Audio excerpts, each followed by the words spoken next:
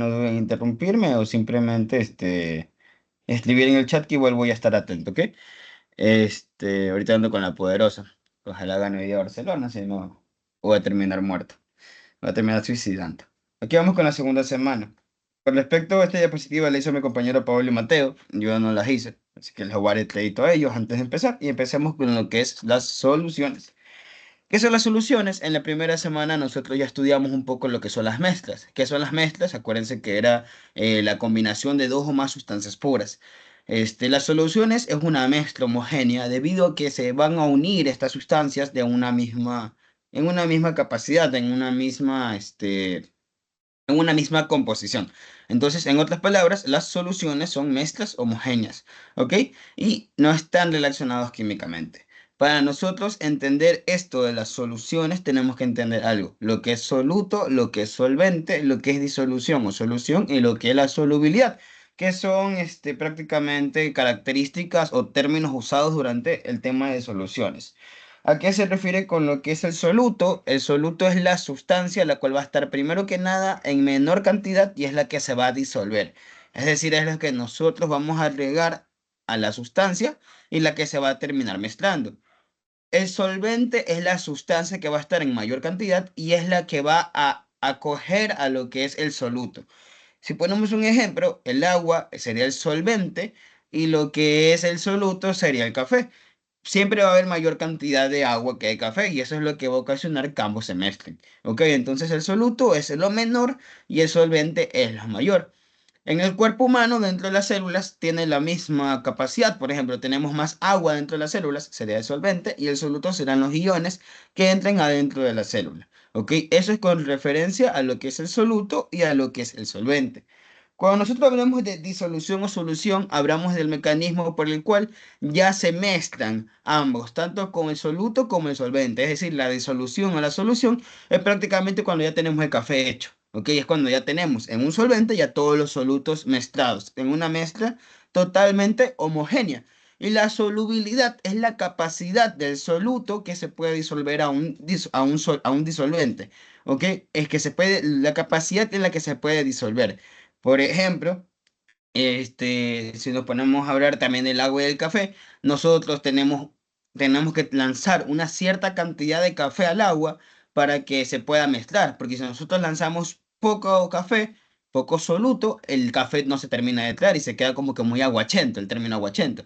Ya, esa capacidad que tienes, el número, el cual se necesita para poder llegar a ser disuelto en el agua, a eso se le denomina solubilidad. ¿Ok? Es la capacidad o la cantidad necesaria del soluto para poder disolverse en un solvente. ¿Ok? Entonces, esos son los cuatro términos con respecto a las soluciones. Soluto, solvente, disolución o solución y solubilidad. ¿Ok? ¿Hasta ahí todo claro, chicos? ¿O alguna pregunta? ¿O hasta ahí todo claro con respecto a esos términos generales? Buenas noches, disculpa, ¿podría repetir lo de solubilidad? Sí, la solubilidad es la capacidad o lo que tú necesitas, la cantidad, es la cantidad del soluto para que éste se pueda disolver en un solvente. Por ejemplo, vuelvo y te repito, si nosotros tenemos un jarro, un litro de un litro de agua, obviamente la solubilidad necesaria va a ser mayor. ¿Por qué? Porque vas a necesitar lanzar más solutos, es decir, vas a necesitar lanzar más café para que éste se pueda mezclar completamente. ¿Ok? A eso se refiere con la solubilidad. Es lo que necesitas el soluto para que éste se pueda disolver correctamente con el solvente. ¿Ok? Gracias. Ok. ¿Alguna otra pregunta? ¿O todo claro ahí, chicos?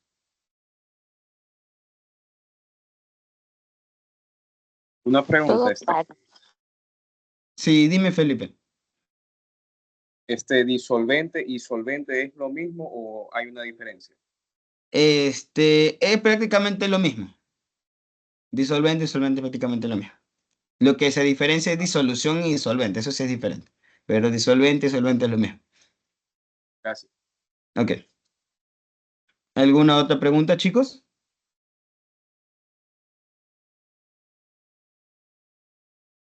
No.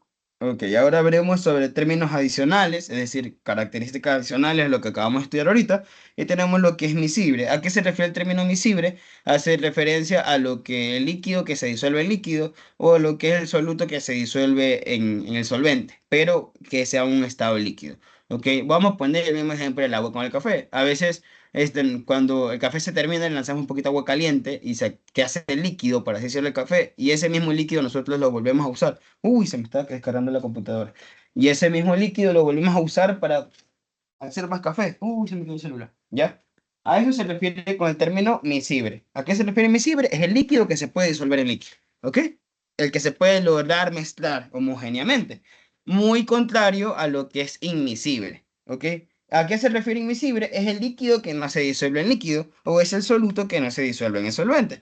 El término inmiscible es lo mismo que nosotros digamos que es espera un momentito, déjeme conectar mi laptop. El término inmiscible, mientras tanto sigo hablando, el término inmiscible hace referencia también a la insolubilidad o que es insolvente. ¿A qué se refiere de esto? Que no se puede disolver, ¿ok? Por ejemplo, el agua con el aceite, ¿ya? Técnicamente esa es una mezcla, ¿ya? El agua con el aceite es una mezcla, pero no se puede disolver, ambas composiciones no se mezclan. Entonces, eso sería un término, una solución inmiscible. En otras palabras, las mezclas heterogéneas, que son esas que no se pueden mezclar, que no se pueden disolver, que no se pueden en una misma composición, esas mezclas heterogéneas entran en lo que es inmiscible, ¿ya? Entran en lo que es insoluble. ¿Por qué? Porque no se pueden mezclar. En cambio, todo lo que es miscible es una solución. Es por así decirlo, como podemos llamarlo. Prácticamente, todo lo que es miscible es soluble, se puede disolver y es una mezcla homogénea. Con el término de hidratación es algo que también hace relevancia a las propiedades fisioquímicas del agua. El agua tiende a hidratar. ¿Qué es la hidratación? Es prácticamente cuando las moléculas de agua rodean a otra molécula, a otro ion de soluto. En otras palabras, es como que estuvieras mojando algo. Ese es, por así decirlo, el ejemplo claro, o sea, el ejemplo colonial, el ejemplo burdo. Literalmente mojas algo. Las moléculas de agua rodean a lo que es las moléculas a los demás elementos y como los rodea, los hidrata. Es como que les da el agua. Y solvatación es el soluto es disuelto por un líquido distinto del agua. ¿Ok? Es decir, en otras palabras, la solvatación es cuando el soluto se termina disolviendo, pero se disuelve gracias a a otro elemento o a otra característica, la cual no es el agua, es un elemento distinto al agua. ¿Ok? Esos son otros cuatro términos adicionales con respecto a los de acá arriba. ¿Tienen alguna pregunta, chicos? ¿Hasta ahí? ¿O todo claro?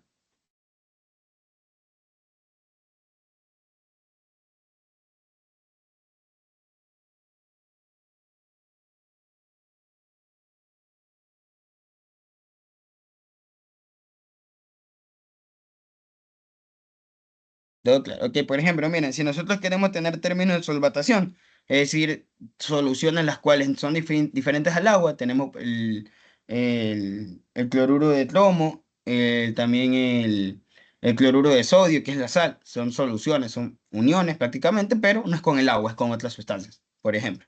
¿Ya? Ahora, con respecto a la clasificación según su concentración, estas se van a dividir en diluidas o insaturadas, en concentradas o saturadas o sobresaturadas. Las diluidas o insaturadas es cuando tenemos en un solvente muy poco soluto. Entonces va a quedar insaturado, va a quedar diluido, es lo que nosotros decimos aguachento. Vuelvo a tomar lo mismo, el mismo ejemplo del café. Si nosotros tenemos una taza de café y le lanzamos muy poco café, va a haber mayor cantidad de solvente, es decir, va a haber mayor cantidad de agua que de café. Entonces, no se va a lograr tener ese sabor de café, no se va a poder armar un café bueno, debido a que está aguachento, está insaturado, falta soluto. Entonces, una sustancia, según su concentración, la cual es insaturada, ¿a qué hace referencia? Hace referencia a que tenemos menos solutos respecto al solvente. ¿Ok? Cuando tenemos una concentrada o saturada, hace referencia cuando tenemos el punto máximo de soluto en el solvente. ¿Qué quiere decir esto? Que es el punto máximo en el que el agua puede tener la cantidad de soluto. Por ejemplo, si nosotros le metemos 3 cucharadas de café, el café queda perfecto, ¿ya? ¿Por qué? Porque esa es la capacidad máxima que tiene el agua de disolver a ese soluto, ¿ok? Está concentrado, está saturado, está como que el punto perfecto, ¿ok? Mientras que las sobresaturadas es cuando tenemos mucho más solutos que el solvente. Es decir, que el solvente no va a poder lograr diluir a todos los solutos que tú pusiste.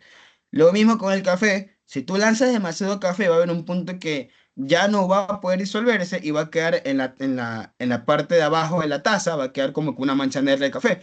Ese es el café que no se logró diluir. ¿Por qué? Porque está sobresaturado el café. Es decir, ya no tienes más agua para que pueda ser disuelto ese soluto. No sé si alguna vez le han hecho jugo y le han lanzado mucho azúcar y por más que ustedes batan, a veces queda azúcar pegada abajo. ¿Por qué? Porque está sobresaturada esa mezcla. Porque ya te lanzaste más azúcar de lo que el agua puede lograr disolver. ¿Ok? Lo mismo con la sal, o sea, etcétera. ¿Ok? Esas son las concentraciones sobresaturadas. Cuando el soluto vence a la capacidad máxima del solvente. ¿Ok? ¿Sí quedó claro eso, chicos?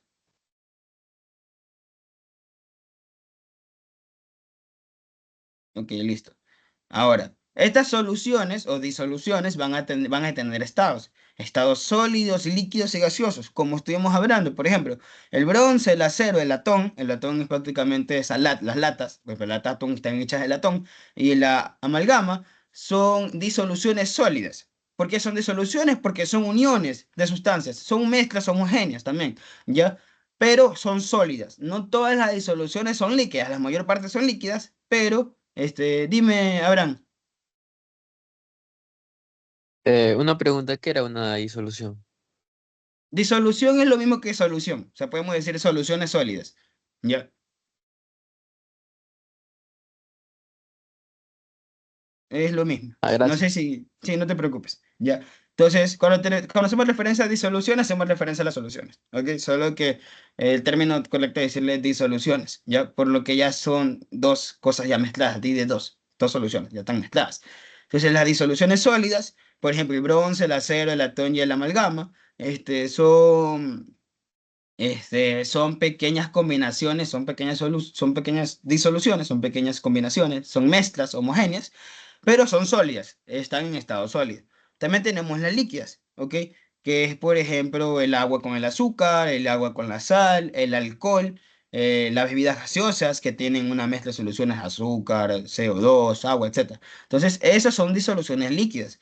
Las disoluciones gaseosas somos como el aire. El aire no es, tenemos solamente oxígeno. En el aire tenemos nitrógeno, tenemos moléculas de carbono, tenemos moléculas de amoníaco, tenemos moléculas de dióxido de carbono. Entonces, teóricamente el aire que respiramos también es una solución gaseosa. ¿Por qué? Porque tenemos varias mezclas de elementos dando vuelta por el mismo aire. ¿Ok? Entonces, esto es su clasificación según su estado. Sólida, líquida y gaseosa. Ahora, en la época, en el apartado médico, nosotros usamos las disoluciones. Muy importante saber esto. Prácticamente todas las soluciones, como le dije al comienzo, son mezclas homogéneas. Es decir, van a tener una misma composición, una misma mezcla dentro de lo que es su estado químico. Y estas se van a clasificar según soluciones hipotónicas, hipertónicas e isotónicas. ¿Ok? Esto es importante debido a que estas son las famosas mezclas o soluciones que nosotros le damos a los pacientes por vía intravenosa. Y estas van a ayudar también a regular los líquidos que han perdido o han ganado las células tras un accidente, tras una patología, etcétera. Por ejemplo, las soluciones hipotónicas son las que tienen una menor cantidad de partículas disueltas en la solución. Es decir, que como que si nosotros le metiéramos agua, pero aparte de meterle agua, le metemos muy pocos solutos. Entonces le metemos como una mezcla aguachenta, en otras palabras. Ahora, esto es importante saberlo. ¿Por qué? Porque, bueno, más adelante nosotros estudiamos lo que es ósmosis, pero acordémonos que la ósmosis en biología ya la vieron un poco, la cual es el paso de agua a través de una membrana y esa agua va a ir a donde está la mayor cantidad de solutos. Entonces, ¿qué pasa si a un paciente, si puedes decir tú, a ti a un paciente, le metes una solución hipotónica? Este es el lóbulo rojo. Entonces, como hay mayor cantidad, porque la solución tiene pocos solutos, va a haber pocos solutos en la sangre. O sea, va a haber pocos solutos afuera de la célula. ¿Y dónde se va a concentrar los solutos? Se va a concentrar dentro de la célula. ¿Por qué? Porque vas a tener una diferencia de solubilidad, vas a tener una diferencia de la cantidad de solutos que hay en la sangre, en las células sanguíneas, a las que están afuera. ¿Por qué? Porque estás introduciendo una solución. Entonces, como tenemos pocos solutos debido a que es hipotónico, ¿ok? Debido a que es hipotónico, hipo de poco, tónico de tono, ¿ya? ¿Qué es lo que va a pasar con el agua? El agua va a tender a irse adentro de la célula, adentro del eritrocito, ¿ok? Y lo va a inflar, lo va a llenar de agua, ¿ok? ¿Por qué es importante clínicamente esto? Porque si tú metes mucha solución hipotónica a un paciente, vas a poder terminar causando una anemia. ¿Debido a qué? Debido a que vas a causar una hemólisis. Las células sanguíneas van a explotar, van a estallar, porque el agua se concentra dentro de la célula debido a que tu solución es hipotónica, ¿ok? Ese es correspondiente a las soluciones hipotónicas, ¿ya? Es una solución la cual tiene poca cantidad de solutos, es decir, es una solución diluida. Ahora vámonos a la solución hipertónica. La solución hipertónica, en cambio, es todo lo contrario.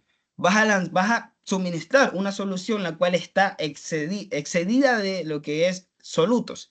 Entonces, está muy concentrada la solución. Entonces, si tú tienes una mayor cantidad de solutos afuera de la célula sanguínea, ¿qué es lo que va a pasar? El agua de la célula sanguínea va a salir.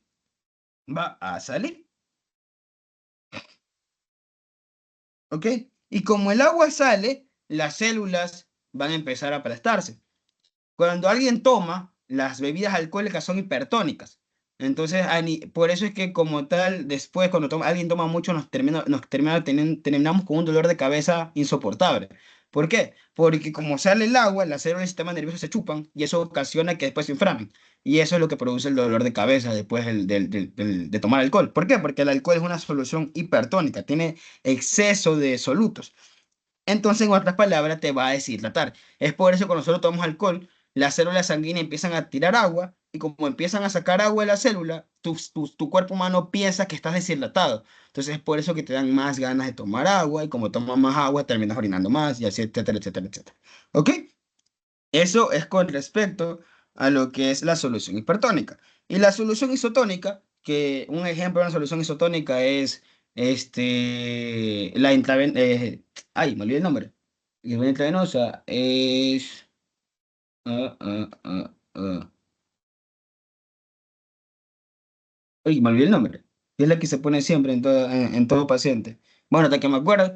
La solución isotónica es la que tiene la misma cantidad de solutos que está dentro de la célula. Es decir, esta solución no crea una diferencia de solutos dentro y afuera de la célula. No la crea, simplemente es la misma. ¿Ok? Espera un momentito. Eso, la solución salina. Gracias, Mateo. Está mi compañero. La solución salina es una solución isotónica. Entonces, como la solución salina es isotónica, no va a producirte esa diferencia de solutos. Entonces, la célula no va a ni perder agua ni a botar agua, va a estar totalmente normal dentro de lo que es dentro de lo que es tu organismo. ¿Ok? Entonces, esto es con respecto a la clasificación de disoluciones según su concentración, hipotónica, hipertónica e isotónica. ¿Tienen alguna pregunta, chicos, o todo claro? Dime, Jordan.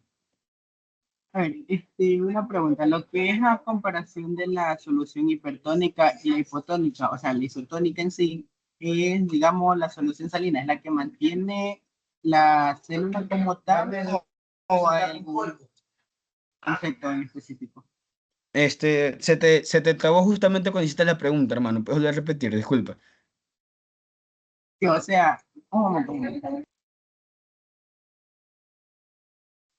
A ver, y ahora sí. Es que, por Ya. ejemplo, digamos, la solución isotónica en como tal, o sea, ya, y entra la solución salina, pero que sería la 0,3%, si no estoy mal, que es la que mantiene la célula como tal o la rehidrata en sí. Este, con respecto a la primera pregunta, solución salina o cloruro de sodio al 0,3%, en realidad eso es una solución hipotónica, o la desglosa al 5%, ya. Pero lo que hace como tal una solución isotónica, prácticamente sí lo hidrata debido a que no tiene una diferencia debido a que no tiene, más allá de hidratar, es para recomponer líquidos a nivel del cuerpo humano, ya. le compone el líquido del cuerpo humano debido a que como no tenga una diferencia de solutos ni afuera ni adentro, no hace ni que las células dentro del cuerpo humano pierdan agua ni que ganen agua. Entonces prácticamente es para lograr ¿qué cosa? Para lograr restablecer líquidos en lo que es la solución isotónica. ¿Ok?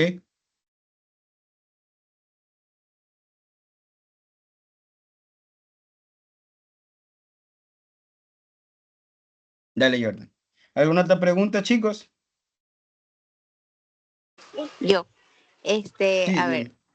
en las soluciones hipertónicas es que hay mayor cantidad de soluto que de líquido. En las hipertónicas. Ah, Prácticamente sí, si lo quieres ver así, sí. Ajá, es como que le metes más solutos que líquidos dentro del torrente sanguíneo. ok, gracias. Sí, dale. Sí, una solución hipotónica puede hacer que explote la célula, debido a que el agua va a ingresar a lo que es el lóbulo rojo, a las células, y va a haber un punto en el que si no se logra arreglar eso, ¿qué es lo que va a pasar? La célula va a explotar debido a la mayor cantidad de agua que tiene. O sea, tampoco la célula puede llenarse tanto de agua. Va a haber un punto en el que si no se arreglan los solutos, si no se arregla lo que viene a ser esas diferencias de solutos que hay en la sangre y lo que hay afuera de la sangre, la célula va a explotar. Así que sí, a eso se denomina hemólisis, cuando la célula explota, se destruye el glóbulo rojo. ¿Ok?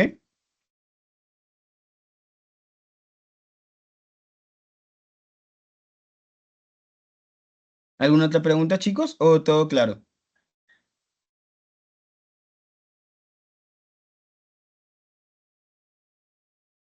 Dime, Isaac. Dime, Jane. Disculpa, ¿cuáles eran los ejemplos de las soluciones hipotónica, isotónica y hipertónica?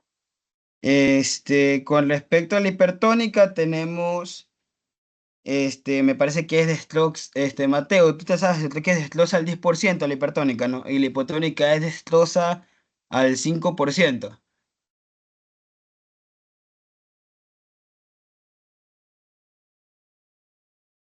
Ajá, desglosa el 50%, yo dije el 5. Desglosa el 50% hipertónica. Ahí Mateo le va a escribir por el chat, ya, los ejemplos de cada una. Creo que entonces la hipotónica creo que desglosa el 30, me parece. Y son lactato de Ringer, solución salina isotónica. Y ahí creo que la hipotónica es al 30%, me parece. La dextrosa, al 5. Bueno, ya casi, al 3%. Ya. Ahí están los ejemplos de las soluciones según su concentración. ¿Ok? ¿Alguna otra pregunta, chicos?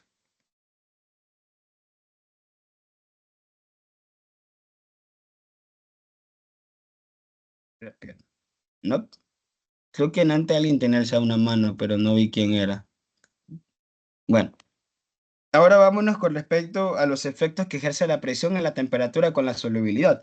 Y esto es importante debido a que, por ejemplo, cuando nosotros hacemos un café, nosotros decimos que calentamos el agua para que se disuelva más rápido.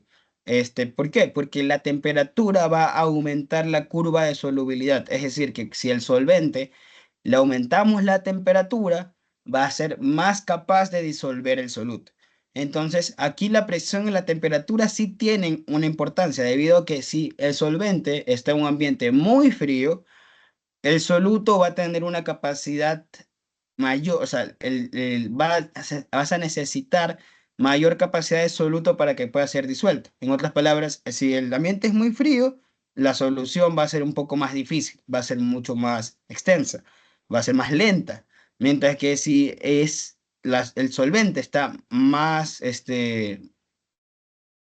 caliente, aumenta la temperatura del solvente, eso va a ocasionar que la solución sea más rápida, aumente la rapidez en la cual se pueda disolver este soluto. Dime, Isaac.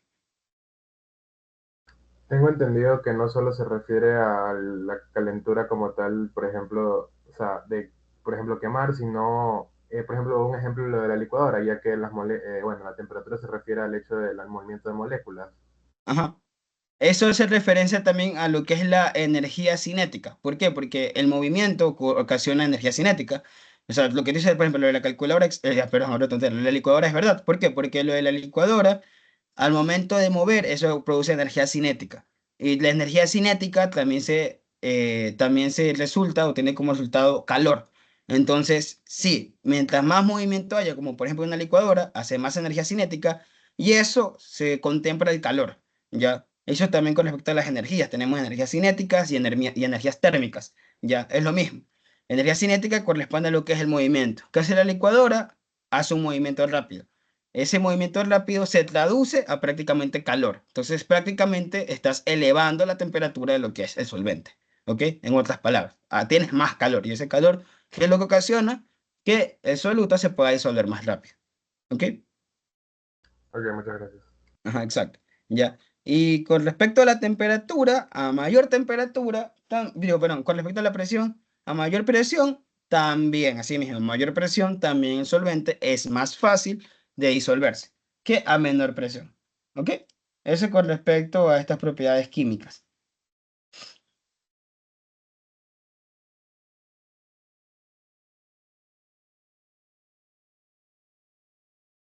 ¿Alguna otra pregunta, chicos?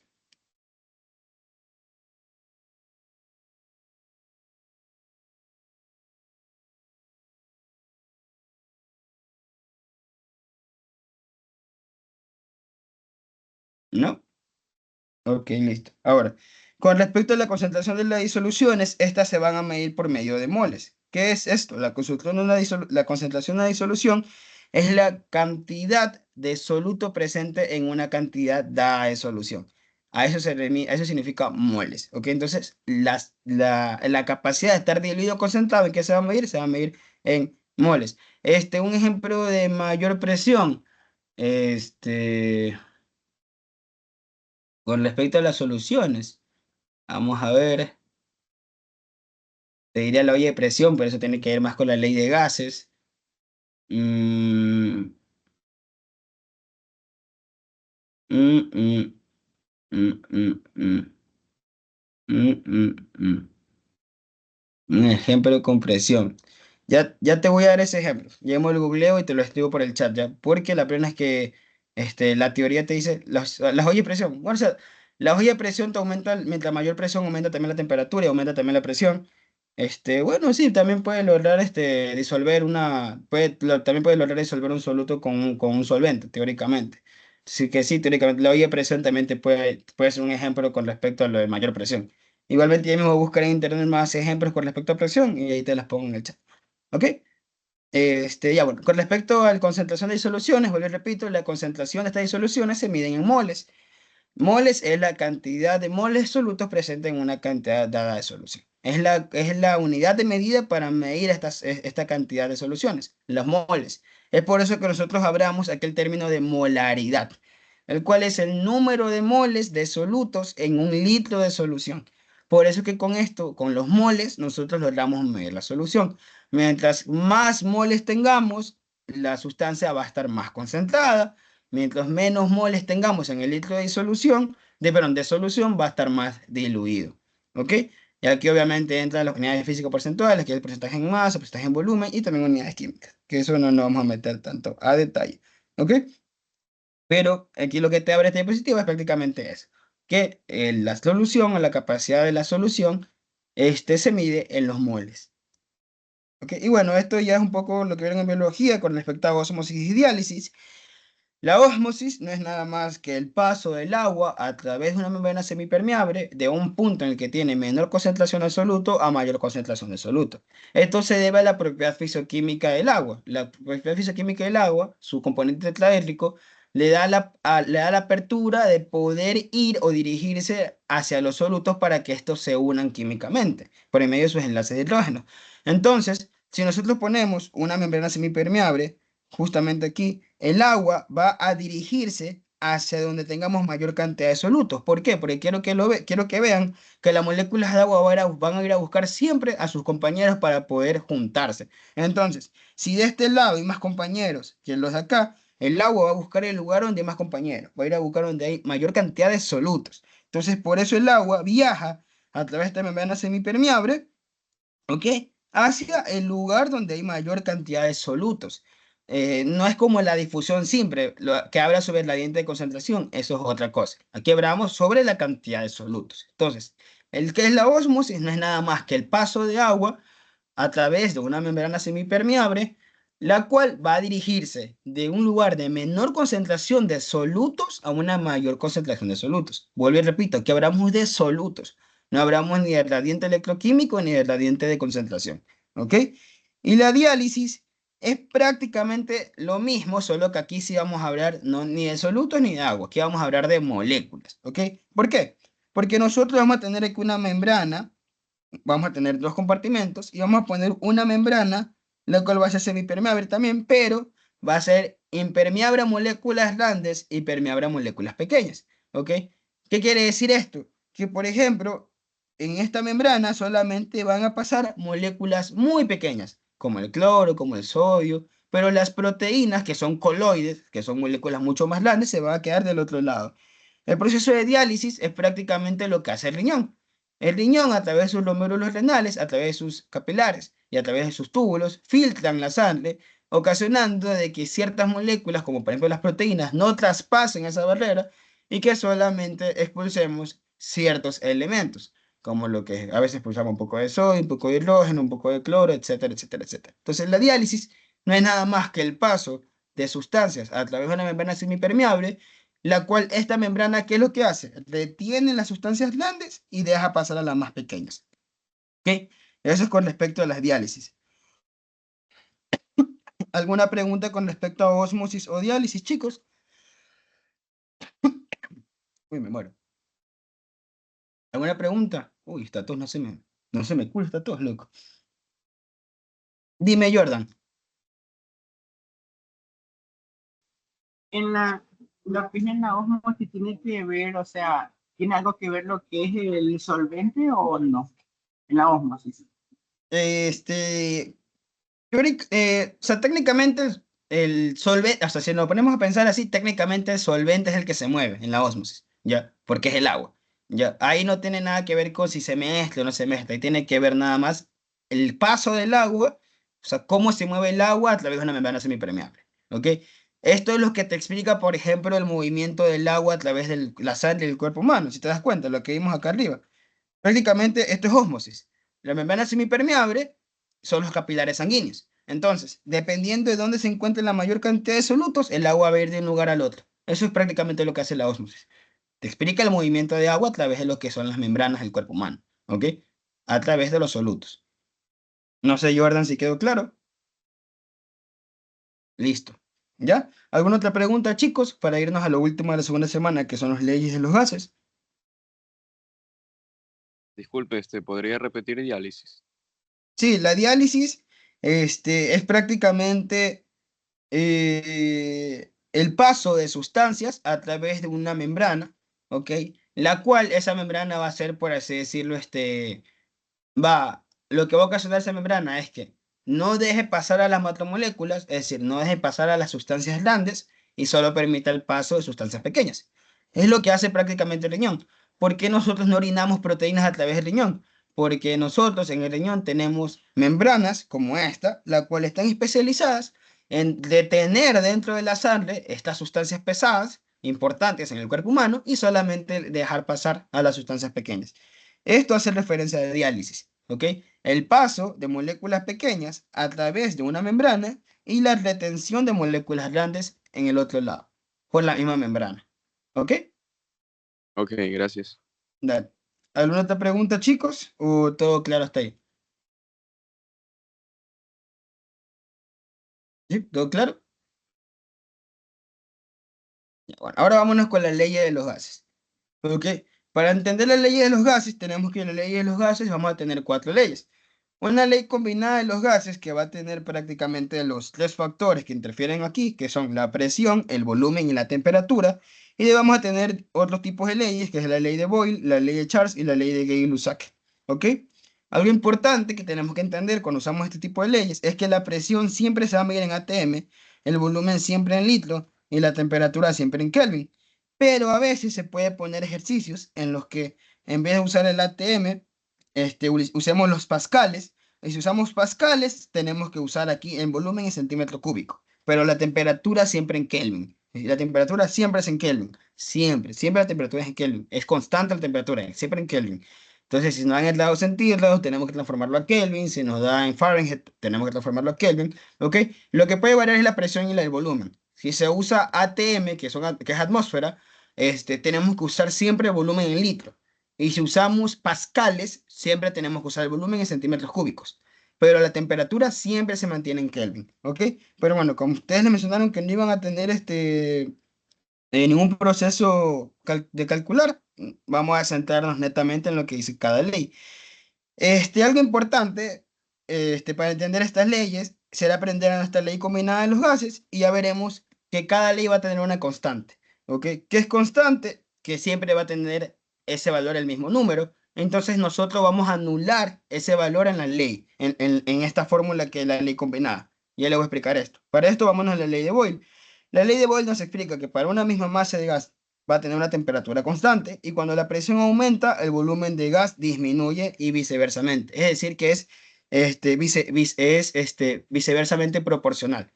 Es decir, que si nosotros aumentamos el volumen, perdón, si nosotros aumentamos la presión, el volumen disminuye. ¿Ok? Y si nosotros disminuimos la presión, el volumen aumenta. ¿Ok? Esta fórmula que está aquí es prácticamente la de acá. Pero ahora miren, ¿qué es lo que dice? La temperatura es constante, es decir, que siempre va a mantener el mismo valor.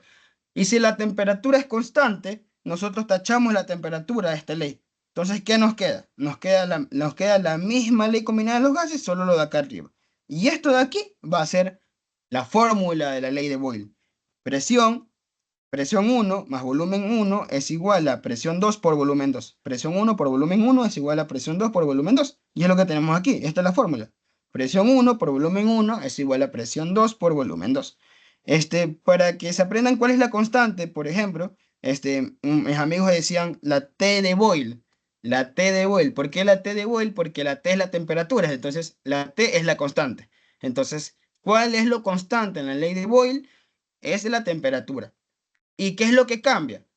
Que es inversamente proporcional. Es decir, que si nosotros aumentamos la presión, el volumen sí o sí disminuye.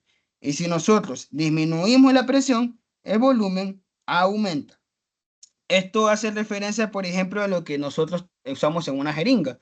Si nosotros ponemos jeringa y nosotros aplastamos la jeringa, nosotros aumentamos la presión, pero el volumen que está dentro de la jeringa, ¿qué pasa? Disminuye.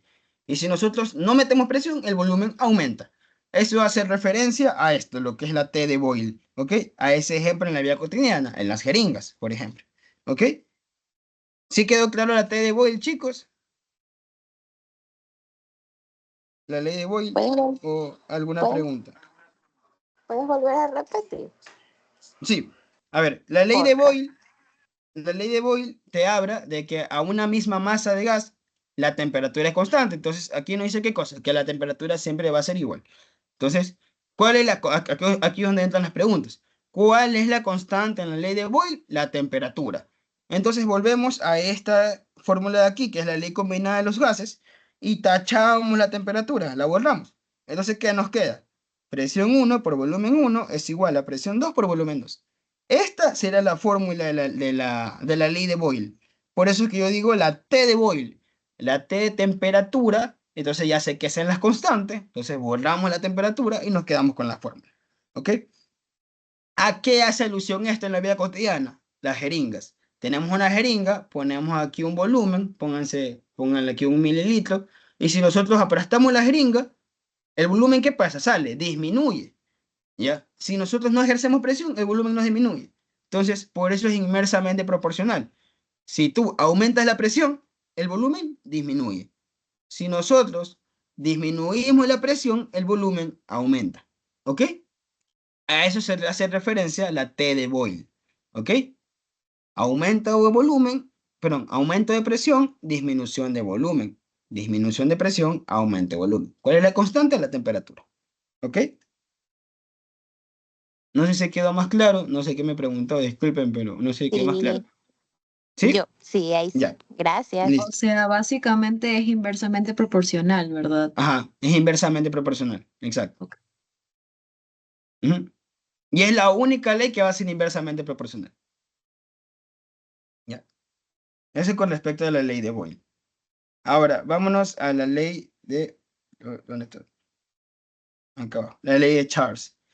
Con respecto a la ley de Charles, ¿qué es lo que nos habla? Que a una misma masa de gas, ¿ok? A una misma masa de gas, la presión se mantiene constante. Entonces, nosotros quitamos la presión de lo que es la ley combinada de los gases, ¿ok? Y nos va a quedar solo esto. ¿Y qué es lo que vamos a hacer con esto? Lo vamos a cruzar. Por eso es que la fórmula de la ley de Charles, aquí vemos, ¿no? B1 se cruzan con B2, con T2 y T1 con B2. Y tenemos que la fórmula de Charles va a ser volumen 1 por temperatura 2 es igual a temperatura 1 por volumen 2. ¿Y qué te va a hablar la ley de Charles? La ley de Charles te va a decir que si la presión se mantiene constante, cuando la temperatura aumenta, el volumen aumenta y viceversa. Si la temperatura disminuye, el volumen disminuye. ¿Ok? Aquí, ¿cómo se lo puede decir? Se lo puede decir como la P de Charles. ¿Ok? La T de Boyle, la P de Charles. ¿Por qué? Porque la P es la presión, es constante, se elimina. ¿Ok? Ahora, ¿a qué hace alusión esto? Por ejemplo, a los globos. Cuando nosotros inflamos un globo y lo tenemos muy inflado y lo dejamos mucho al sol, el sol va a aumentar la temperatura dentro del globo. ¿Y qué va a pasar con el aire, que es un gas que está dentro del globo? Se va a empezar a aumentar el volumen. Entonces se empieza a inflar más. Y por eso es que los globos, cuando están al sol, ¿qué es lo que pasa? A veces explotan. ¿Ok? ¿Por qué? Porque la misma temperatura hace que aumente el volumen. Entonces, eso es lo que produce que a la final explote. ¿Ya? Eso sería lo cotidiano con respecto a la ley de Charles. ¿Ok? Ah, no, espérate. No, sí, estoy ¿ya? Con respecto a la ley de Charles. ¿Ok? Bueno, repito. ¿Qué es lo que está constante aquí? La presión es lo que está constante. ¿Y qué es lo que aumenta? La temperatura con el volumen. ¿Ok? Esto con respecto a la ley de Charles. ¿Tienen alguna pregunta, chicos, con respecto a la ley de Charles?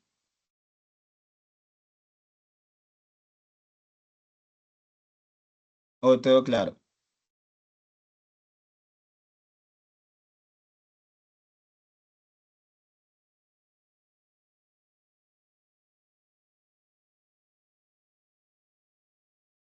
Solo para aclarar, si el volumen baja, la temperatura de por sí también baja. Sí. Si el volumen baja, la temperatura baja. Y si la temperatura aumenta, el volumen aumenta. Va. ¿Alguna otra pregunta, chicos?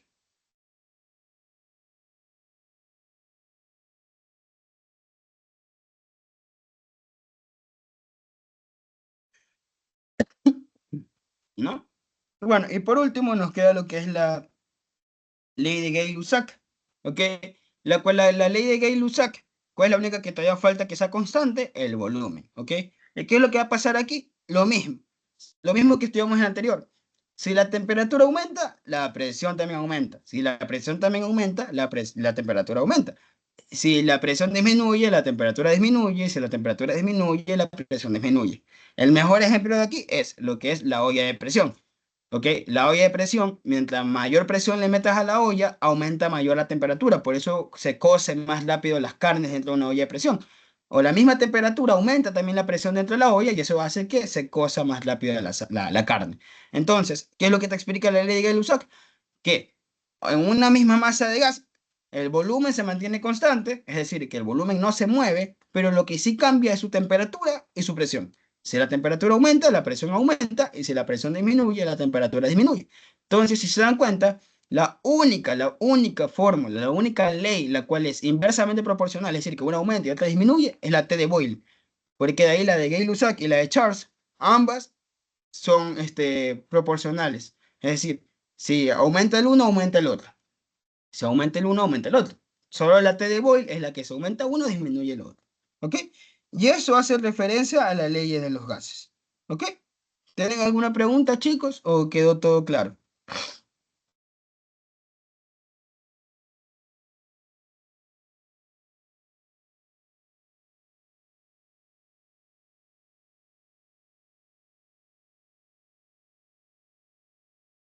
Acá, en línea, está en el chat. ¿Puedes repetir, por favor? Ya.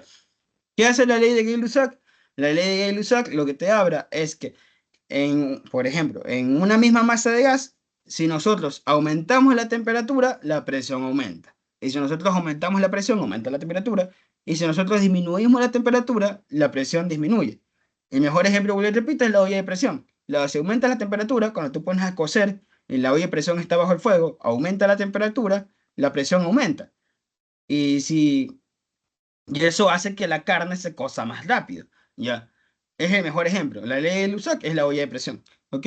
¿Qué pasa si nosotros disminuimos la temperatura? Se disminuye también la presión respecto al gas, ¿ok? Entonces, la ley de Gay-Lussac con la ley de Charles son las únicas las cuales son proporcionales, es decir, se aumenta el uno, aumenta el otro. La única, la cual es inversamente proporcional, es la T de Boyle. ¿Por qué? Porque su temperatura es constante, pero si aumentas la presión, disminuye el volumen, y si disminuyes la presión, aumenta el volumen. Es la única, que es la T de Boyle. La de Gay-Lussac y la de Charles, en cambio, es directamente proporcional una y la otra. ¿Ok? No sé si quedó más claro, Olger.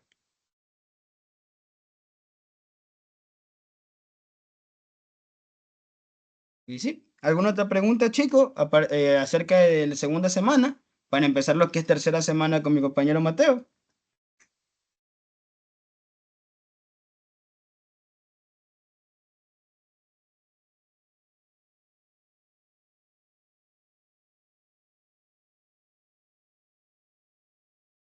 ¿No? Bueno, ya Mateo, ya creo que ahí te di el... Déjame sacarla.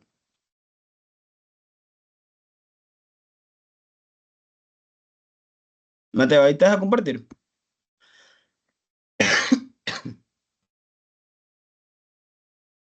Ya la voy a presentar.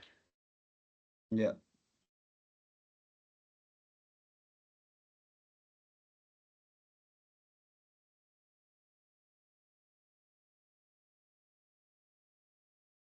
Bueno, chicos, cualquier cosa me pueden escribir. Lo dejo con mi compañero Mateo para que va en tercera semana. Y tengan una linda noche. Fieles, Mateo. Ah, ya te vas a ver el partido, no, sapo. Así es. Bueno, este, chicos, para quien no me conoce, soy Mateo Armijos. Este, estoy cruzando ya séptimo semestre y yo les voy a dar ahorita con la tercera semana de clase de química, que es el tema de equilibrio ácido básico, acidosis metabólica, acidosis respiratoria, alcalosis, ya todo eso de ahí vamos a ver hoy día. Es complicado, así que necesito que presten atención. Si ya lo estudiaron, ahorita ya solo es un repaso y ya vamos a repetir lo que hemos estado viendo. Primero, para hablar del equilibrio ácido básico, tenemos que saber que esto de aquí está dado gracias a los productos que se producen a través de la molécula de agua, ¿ya? Esta molécula de agua se puede descomponer. Como sabemos, en nuestro cuerpo el compuesto que se encuentra en su mayor cantidad es el agua. Este de aquí se descompone en un ion hidrógeno y un ion hidroxilo. El ion hidrógeno es el H que ven ahí y el ion hidroxilo es el OH. ¿Ya? Estos de aquí son los que nos van a generar lo que es el pH, que ya lo vamos a ir viendo. Entonces, tenemos dos conceptos que tienen que saber y tener claros, que son qué es ácido y qué es una base. El ácido es aquel que libera estos hidrogeniones, ¿ya? Y mientras que las bases son estos que aceptan estos hidrogeniones, estos de aquí, las H, ¿ya? Cuando hablamos de hidrogeniones, hablamos de la H, ¿ya? Entonces, los ácidos son los que liberan estos hidrogeniones y las bases son los que las aceptan. También tenemos ácidos y bases fuertes. Hacen exactamente lo mismo, solo que lo hacen de manera rápida. Los ácidos liberan los hidrogeniones, se disocian rápidamente y liberan grandes cantidades de hidrogeniones. Y las bases fuertes reaccionan de forma rápida y potente con estos hidrogeniones, los atrapan. Entonces, ahí tenemos algunos ejemplos de ácidos fuertes, el ácido clorhídrico que se encuentra en nuestro estómago, el ácido estomacal, bases, ahí tenemos el bicarbonato, el principal de todos. Entonces, tenemos el pH. ¿Qué es el pH? Es una medida de acidez. Lo que nos habla es de la concentración de los hidrogeniones. Si se dan cuenta, fue propuesta por Soren Sorensen en 1909. Este de aquí hace referencia al logaritmo negativo de la concentración del hidrogenión. ¿Qué quiere decir? La concentración del hidrogenión es eso que ven entre corchetes y la H, a eso hace referencia concentración.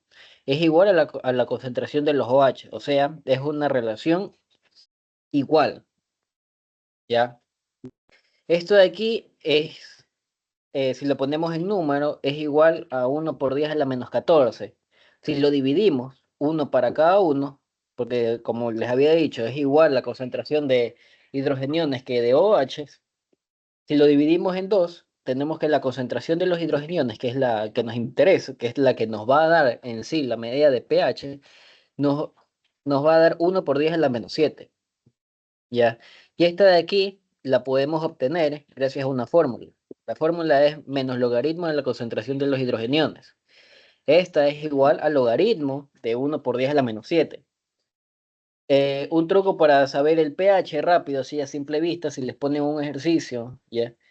O les ponen a interpretar algunos valores, es el número al que está elevado, que en este caso sería menos 7. Y aquí tenemos algunos ejemplos.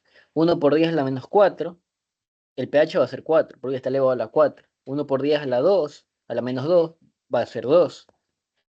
Ya, si se dan cuenta, la concentración va aumentando. Aquí es 0,001 porque es a la menos 4, o sea, es 4 ceros que están aquí. Aquí son 2 nomás, ya. Luego podemos tener 1 y el pH va a ser 0. Si se dan cuenta, a medida de que va aumentando la concentración, ya primero la tenemos a la menos 4, 0, 0, 1, luego a la menos 2, 0, 1, luego 1, o sea, está aumentando.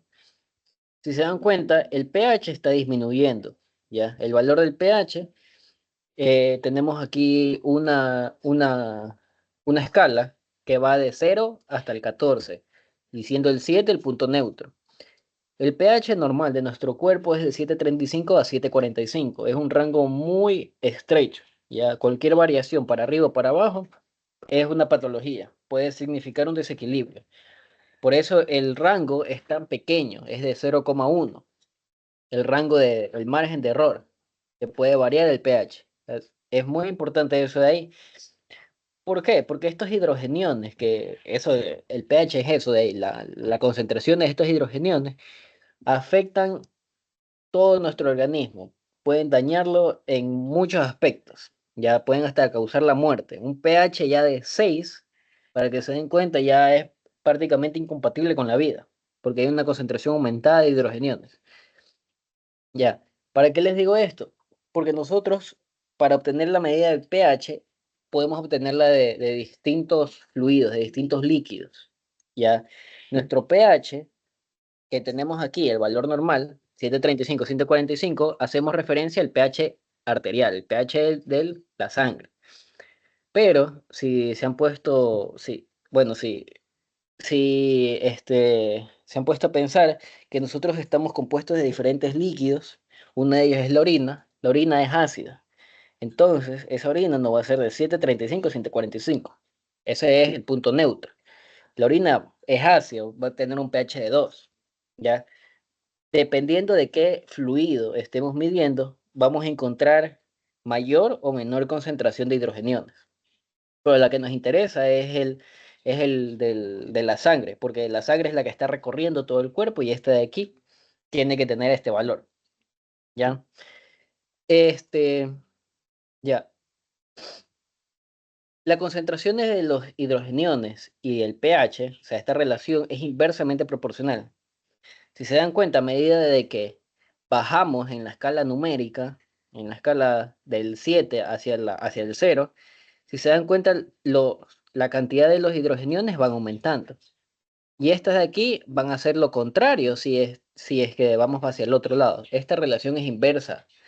¿Ya? ¿Esto por qué nos interesa? Porque ya vamos a ver una ecuación que de Henderson, que nos va a hablar de esto mismo. Ya.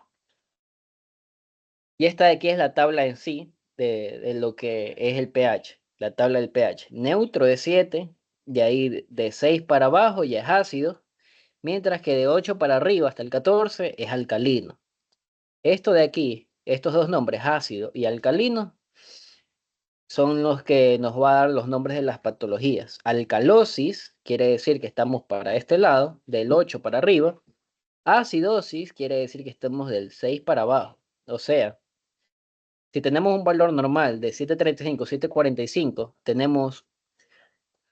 nosotros nos medimos el pH y el pH nos sale 720, estaríamos yendo hacia la izquierda.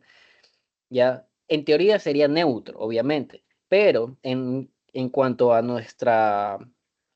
a la relación que tenemos, o sea, el valor normal que tendríamos en la sangre, esto ya es ácido. ¿Por qué? Porque se está yendo hacia el lado ácido. Por eso cuando el pH es menos de 735, llamamos que estamos en un estado acidótico, estamos ácidos ya. Mientras que si este pH aumenta de 745, 746, 747, ya estamos en un medio alcalótico, estamos alcalinos, ¿ya? Ya, entonces vamos a recapitular lo que hemos visto. El pH, ¿qué es? Es una medida de acidez. Mide qué tan ácido estamos. Y esta acidez está dada a través de la concentración de los hidrogeniones. ¿Cómo sabemos la concentración de los hidrogeniones? Es el logaritmo negativo de la concentración de los hidrogeniones. Esa es la, la ecuación.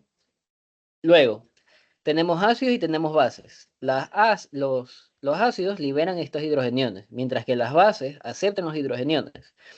Estos de aquí pueden transformarse, pueden funcionar de las dos maneras. El ácido tenemos que tiene un hidrogenión y este de aquí se lo puede liberar.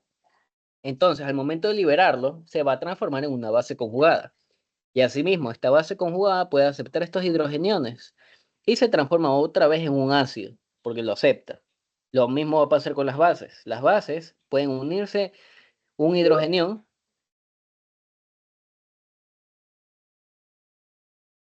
¿Alguien más le sale lo mismo? ¿O si se ve? No, sí se ve. Ah, ya, debe ser tu internet, entonces, revísalo. Ya, entonces, en las bases pueden aceptar estos hidrogeniones y se transforman en ácidos conjugados porque se les aumenta este hidrogenión, esta H que está suelta, y se van a transformar en un ácido conjugado. Y este ácido conjugado con este hidrogenión, a su vez, puede disociarse, se puede separar este hidrogenión y se va a transformar nuevamente en bases. ¿Ya? Esto es lo que está ocurriendo normalmente en nuestro organismo y esto es a lo que nos ganamos amortiguadores, porque amortiguan, aceptan estos hidrogeniones. ¿Ya? Hasta ahí todo claro, ¿verdad? ¿Alguna pregunta? ¿Quieren que repita algo?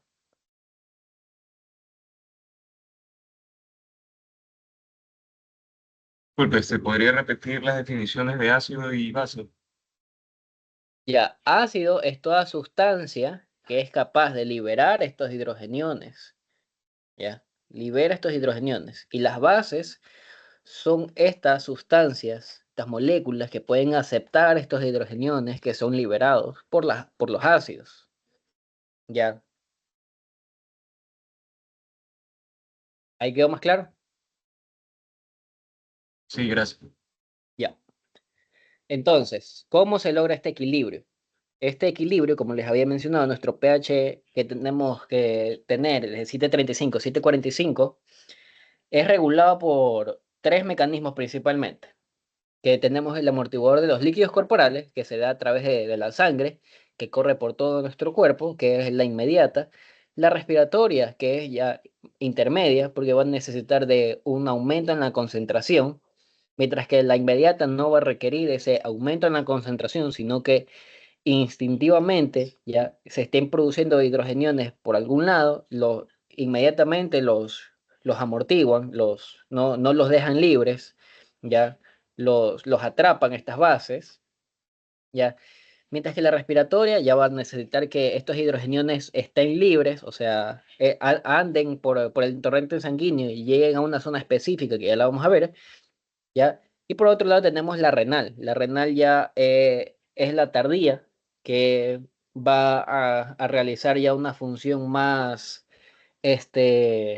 duradera, pero en algún momento esta de aquí también puede acabarse, igual que todas las tres. Ya todas estas tres regulaciones se pueden acabar, no son infinitas. Estos son mecanismos compensatorios que el cuerpo hace para mantener esta estabilidad del pH de 7,35 a 7,45.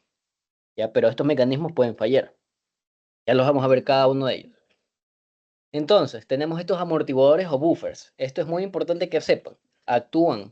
Los amortiguadores o buffers actúan de dos formas, de ácidos y de bases.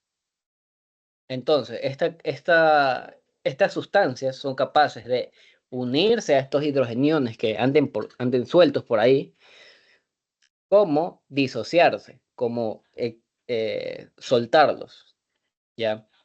Es una relación inversa. O sea, pueden aceptarlos como pueden soltarlos, ¿ya? Esos son los amortiguadores, sustancias que pueden unirse de manera reversible a los hidrogeniones, ¿ya? Entre ellos, el más importante de todos, tenemos el bicarbonato, ¿ya? El bicarbonato lo podemos encontrar como ácido débil, ¿ya? Aquí abajo tenemos el compuesto de bicarbonato en la esquina, que es el HCO3.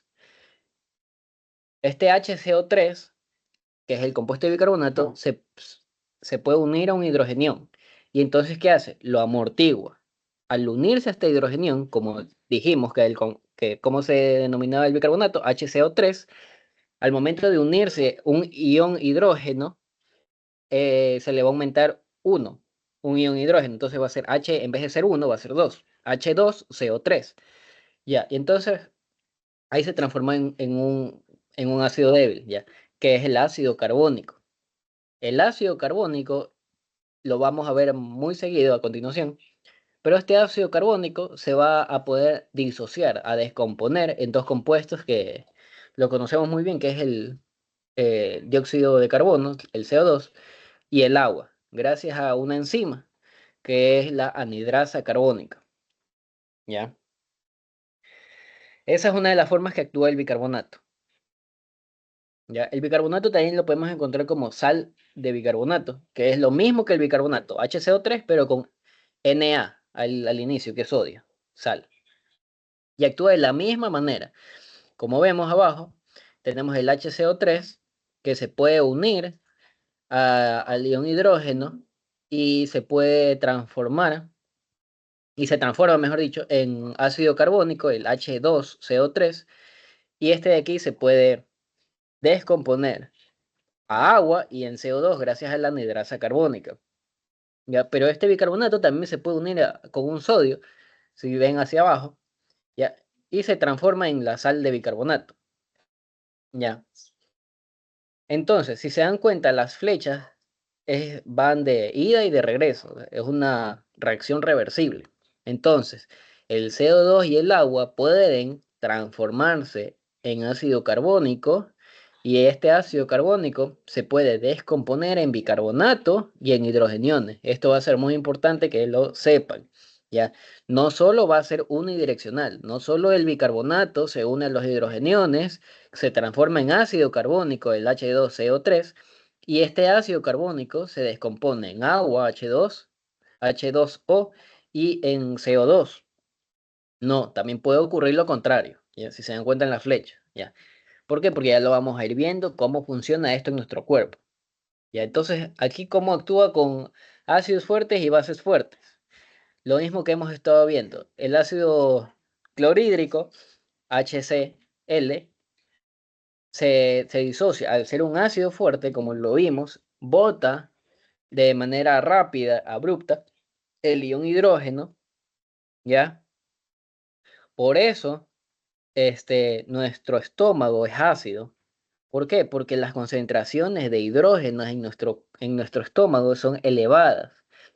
¿Por qué? Porque al momento de producirse el ácido clorhídrico no se mantiene junto el compuesto, sino que estos se disocian, se separan. El cloro va por un lado y el ion hidrógeno queda suelto. ¿Ya? Entonces, llega el bicarbonato y lo amortigua y se transforma en ácido carbónico. El cloro queda suelto por ahí y el ácido carbónico se transforma en H2 y en CO2, en agua y en dióxido de carbono. ¿Ya? Y lo mismo va a ocurrir con las bases fuertes. ¿Ya? Si se dan cuenta, se transforma otra vez en ácido carbónico y termina en CO2 y agua. ¿Ya? Pero aquí también va lo mismo. Las flechas van de ida y de regreso, o sea, puede, puede llegar al ácido carbónico y se pueden regresar y se descompone en OH y en la sal de bicarbonato. Ya, puede ir de ida o de regreso, puede llegar hasta cierto punto, puede llegar hasta la mitad y luego puede volver a regresarse. ¿Me explico? Ya, este es un mecanismo este, que está en constante cambio, ¿ya? No se mantienen estos compuestos todo el tiempo, a menos de que haya algo que los mantenga en ese estado. ¿Me explico? Ya siempre se están uniendo, disociando, ¿ya? Como ya lo vamos a ver en cómo funciona esto en nuestro cuerpo. ¿Ya? Entonces, les había dicho que se propuso una ecuación de Henderson-Hasselbalch. Esta de aquí, ¿qué nos dice? Define los determinantes de la regulación del pH normal y del equilibrio ácido básico en el líquido extracelular. Es lo mismo que decir del líquido sanguíneo, ya, porque nosotros al momento de medir el pH, el principal que se mide es el pH de la sangre. Ya, este de aquí nos va a proporcionar información sobre el control fisiológico de la composición de ácidos y bases del líquido extracelular. ¿Ya? Nos va a decir qué está mal o qué probablemente está ocurriendo en nuestro cuerpo, dónde está probablemente la causa de la patología que nos está provocando, ya sea o acidez o alcalosis, ¿ya? De acuerdo al qué compuesto esté afectado. Si el pH está aumentado, dijimos que estábamos en un estado alcalótico, o sea, estamos de 7 para arriba. Si estamos acidóticos, estamos con un pH de 7 para abajo, ¿ya? Si se afecta el bicarbonato, este de aquí nos va a indicar que el problema va a ser renal. Si tenemos la PC2, la presión parcial del CO2, está afectada, quiere decir que ya es un problema pulmonar, ¿ya? Esto es para que ya vayan entrando en contexto. Ya lo vamos a igual ver esto de aquí más adelante. ¿Qué nos dice la ecuación de Henderson-Hasselbalch? Es la de arriba, pero la podemos simplificar en la que está en el cuadrito azul. Nos dice que el pH es nada más que una relación, que es la concentración del bicarbonato dividido para la presión parcial del dióxido de carbono. ¿Ya? Como ya lo hemos estado diciendo, el bicarbonato es un amortiguador. Entonces, no va a dejar que estos iones hidrógenos estén libres en nuestro cuerpo. ¿Y el pH qué es? Es la medición de esta concentración de iones hidrógenos. Entonces, ahora viene lo lógico. Si tenemos mayor bicarbonato, va a haber mayor pH. Es una relación directamente proporcional, porque el bicarbonato, al haber en mayor cantidad, va a amortiguar mayor cantidad de iones hidrógeno. Entonces, al haber menor cantidad de iones hidrógenos en nuestro cuerpo, ¿por qué? Porque se están amortiguando con el bicarbonato, ya al haber menor cantidad de estos iones hidrógenos, el pH va a subir, ¿ya? Como lo dijimos, que la relación entre la concentración de los hidrógenos y el pH es inversamente, o sea, si una sube y la otra baja, ya, al nosotros tener menor cantidad de hidrogeniones sueltos, ¿por qué? Porque el bicarbonato los está amortiguando, el pH va a subir. Entonces, si hay mayor cantidad de bicarbonato, el pH va a subir. Y asimismo, si el bicarbonato baja, no va a haber mecanismo amortiguador, por ende los iones hidrógenos van a estar más sueltos, se van a aumentar en concentración, va a haber más de estos iones hidrógenos, entonces el pH va a bajar. Entonces, podemos decir que la relación entre el bicarbonato y el pH es directamente proporcional. Si uno sube, el otro sube. Si uno baja, el otro baja. Eso es solo con el bicarbonato. ¿Ya? Luego tenemos el CO2, la presión parcial del CO2, del dióxido de carbono. Este dióxido de carbono es la parte ácida de esta ecuación. Sí, el bicarbonato, la parte básica, tenemos que tener una parte ácida. Ya como les había mencionado, aquí, en estas ecuaciones, puede ocurrir lo contrario. Si vemos que el CO2 que está al final, se puede unir al agua, y al unirse al agua va a formar ácido carbónico. Y este ácido carbónico se puede disociar en bicarbonato y en iones hidrógeno. Entonces, cuando hablamos de la concentración de CO2, indirectamente estamos hablando de las concentraciones de estos iones hidrógeno. Porque si tenemos mayor concentraciones de este CO2, hay mayor probabilidad de que se una a agua que esté suelta, porque el agua está en todos lados en nuestro cuerpo, se forme ácido carbónico y este ácido carbónico se separe en bicarbonato y estos iones hidrógeno, ¿ya? Y acidifiquen nuestro medio interno, ¿ya? Porque va a haber más cantidad de iones hidrógeno. Por esa razón, decimos que al hablar del CO2 estamos hablando prácticamente de los iones hidrógeno. ¿Por qué? Porque tenemos mayor concentraciones de iones hidrógeno gracias a que tenemos mayor concentración de CO2. Entonces el pH, al haber mayor concentración de hidrógeno, va a bajar. Entonces podemos decir que es una relación inversamente proporcional.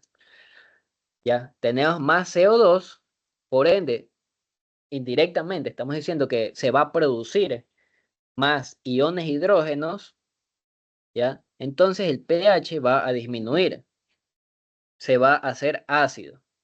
Y lo mismo pasa al otro lado. Si tenemos poca cantidad de CO2, estamos diciendo que se van a producir menos cantidad de estos iones hidrógenos, ¿ya? Por ende, el pH va a subir. Vamos a estar alcalóticos. Vamos a tener una alcalosis, ¿ya? Esto es lo que normalmente ocurriría en nuestro cuerpo. Si tenemos en un equilibrio, estos dos van a estar en una estabilidad, van a estar en un valor determinado, ¿ya? Hasta ahí claro, ¿verdad? Con esta ecuación. Es un poco confuso, sí, pero si lo repasan ya va a ser más fácil. Por eso igual les estoy repitiendo a cada rato lo mismo, ¿ya? Para que se les quede grabado, ¿ya? ¿Tienen alguna pregunta? ¿Quieren que repita otra vez algo? ¿O sigo?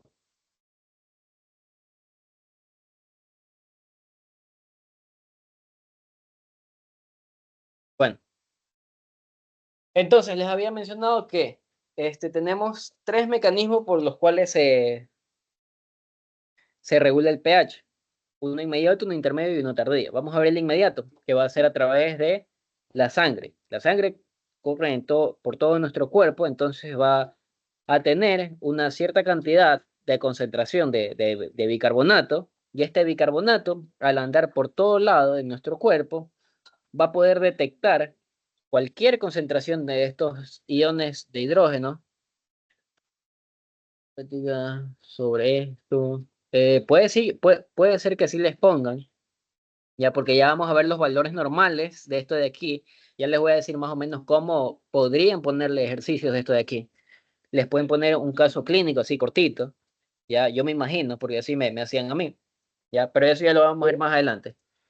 Lo que digan nosotros. Ah, no tengo ninguno de esos de ahí, pero yo les puedo poner ya. Al final les puedo decir, para que ustedes puedan practicar con esto de aquí, ya. Y al final yo les pongo uno ya, para que practiquen. Ya. Bueno, como les iba mencionando, el amortiguador de los líquidos corporales es prácticamente la sangre que corre por nuestro cuerpo, va a tener ciertas concentraciones de bicarbonato. El bicarbonato es el amortiguador por excelencia de nuestro cuerpo, uno de ellos, no el único, Ya, al momento de detectar estos iones que se produzcan, los va a amortiguar. Entonces se van a unir. Se transforman en ácido carbónico H2CO3 y a través de la anhidrasa carbónica se descomponen en agua, que puede regresar a nuestro torrente sanguíneo, y en CO2. Este CO2 ya vamos a ver cómo se puede transportar. De 3 formas se puede transportar. Ya.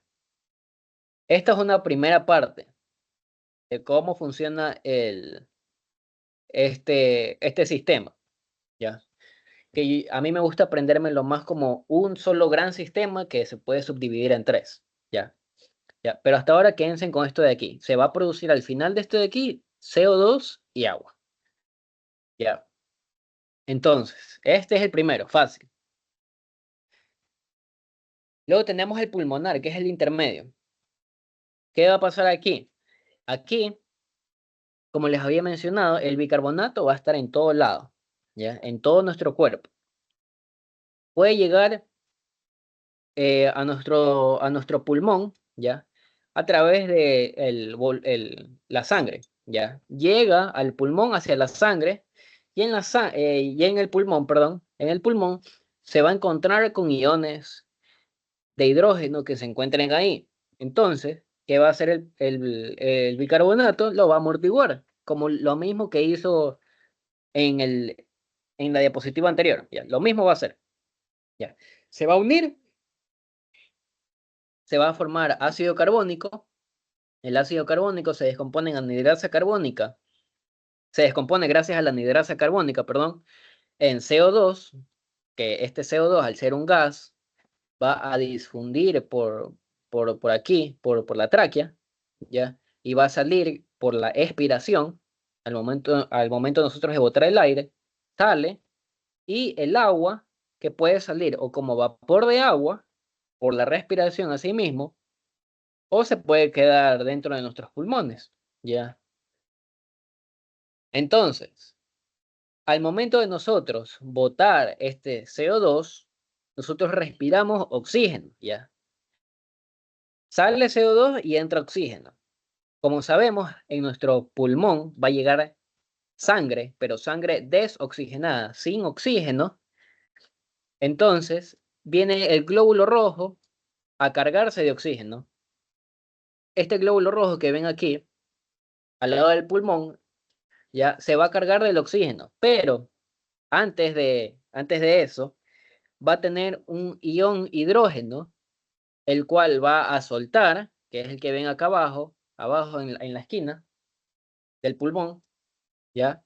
Y va a meter un oxígeno. Es un cambio, digamos como un intercambio que se da en el pulmón con el glóbulo rojo, ¿ya? Al momento de nosotros respirar, inhalamos oxígeno, ¿ya? Este oxígeno tiene que ir sí o sí al glóbulo rojo. Y el glóbulo rojo, al estar cargado de este ion hidrógeno, lo tiene que soltar para que entre el oxígeno. Entonces ahí se cambian. Suelta el glóbulo rojo, el ion hidrógeno, y se mete el oxígeno. Entonces, este ion hidrógeno no se va a quedar ahí suelto. Este ion hidrógeno que botó el glóbulo rojo va a ser amortiguado por el bicarbonato que se encuentra por ahí, porque les había dicho que el bicarbonato se encuentra en todo nuestro cuerpo, ¿ya? Llega a través de la sangre. Entonces va a ocurrir otra vez lo mismo. Se va a unir al bicarbonato, forman ácido carbónico, se descomponen gracias a la anhidrasa carbónica en CO2 y agua. El agua puede salir como vapor de agua, el CO2 también sale, vuelve a entrar oxígeno y lo mismo. Este oxígeno va al glóbulo rojo, el glóbulo rojo va a botar este ion hidrógeno y otra vez este ion hidrógeno se va a unir al bicarbonato, van a formar ácido carbónico y así sucesivamente. Se forma este ciclo que a cada rato está pasando en nuestro cuerpo, ¿ya? Luego, ese es el primer ciclo. Ahora, este glóbulo rojo ya está cargado de oxígeno, ¿ya? Vamos a la siguiente parte. Al estar cargado de oxígeno, tiene que ir y soltar este oxígeno a los órganos, al tejido, al que vayan, ¿ya? ¿Ya? A donde pasen y que vea que necesita oxígeno, lo suelta. Eso es lo que está pasando abajo. Tenemos al glóbulo rojo. Este glóbulo rojo ya soltó el oxígeno. Si se dan cuenta, el oxígeno está dentro del tejido. ¿Ya? Entonces, ¿qué va a pasar en el tejido? Es lo mismo de acá. Nos quedamos aquí. En el tejido se está produciendo agua, o sea, encontramos agua y CO2.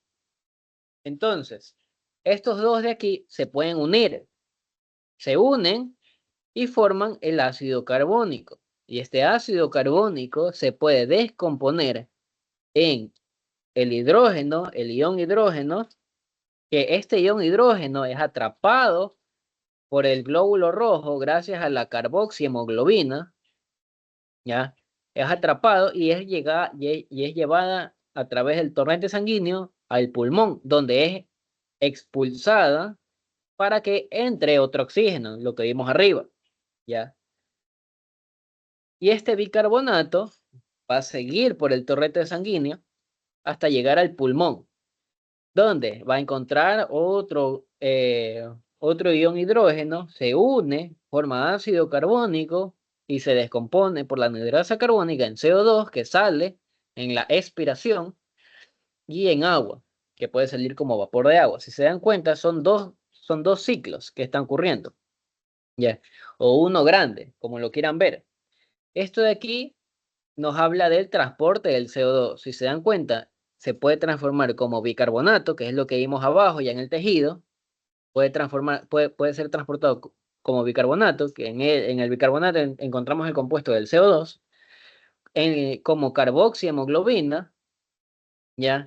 Que es lo que vimos, el ion hidrógeno que se produce al disociarse el ácido carbónico, que atrapa al ion hidrógeno para que no esté suelto.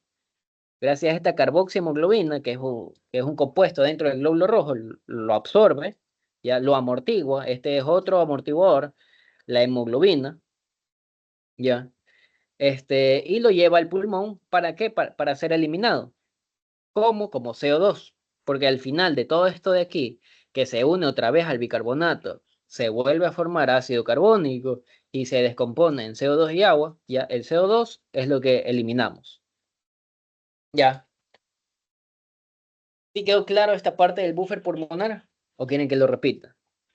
Ya. Es un gran ciclo. Ya. Eh, ya.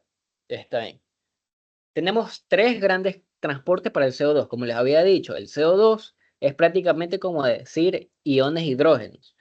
Porque al tener mayor concentración de estos CO2, ya, se va a producir mayor cantidad de iones hidrógenos. Y eso no queremos.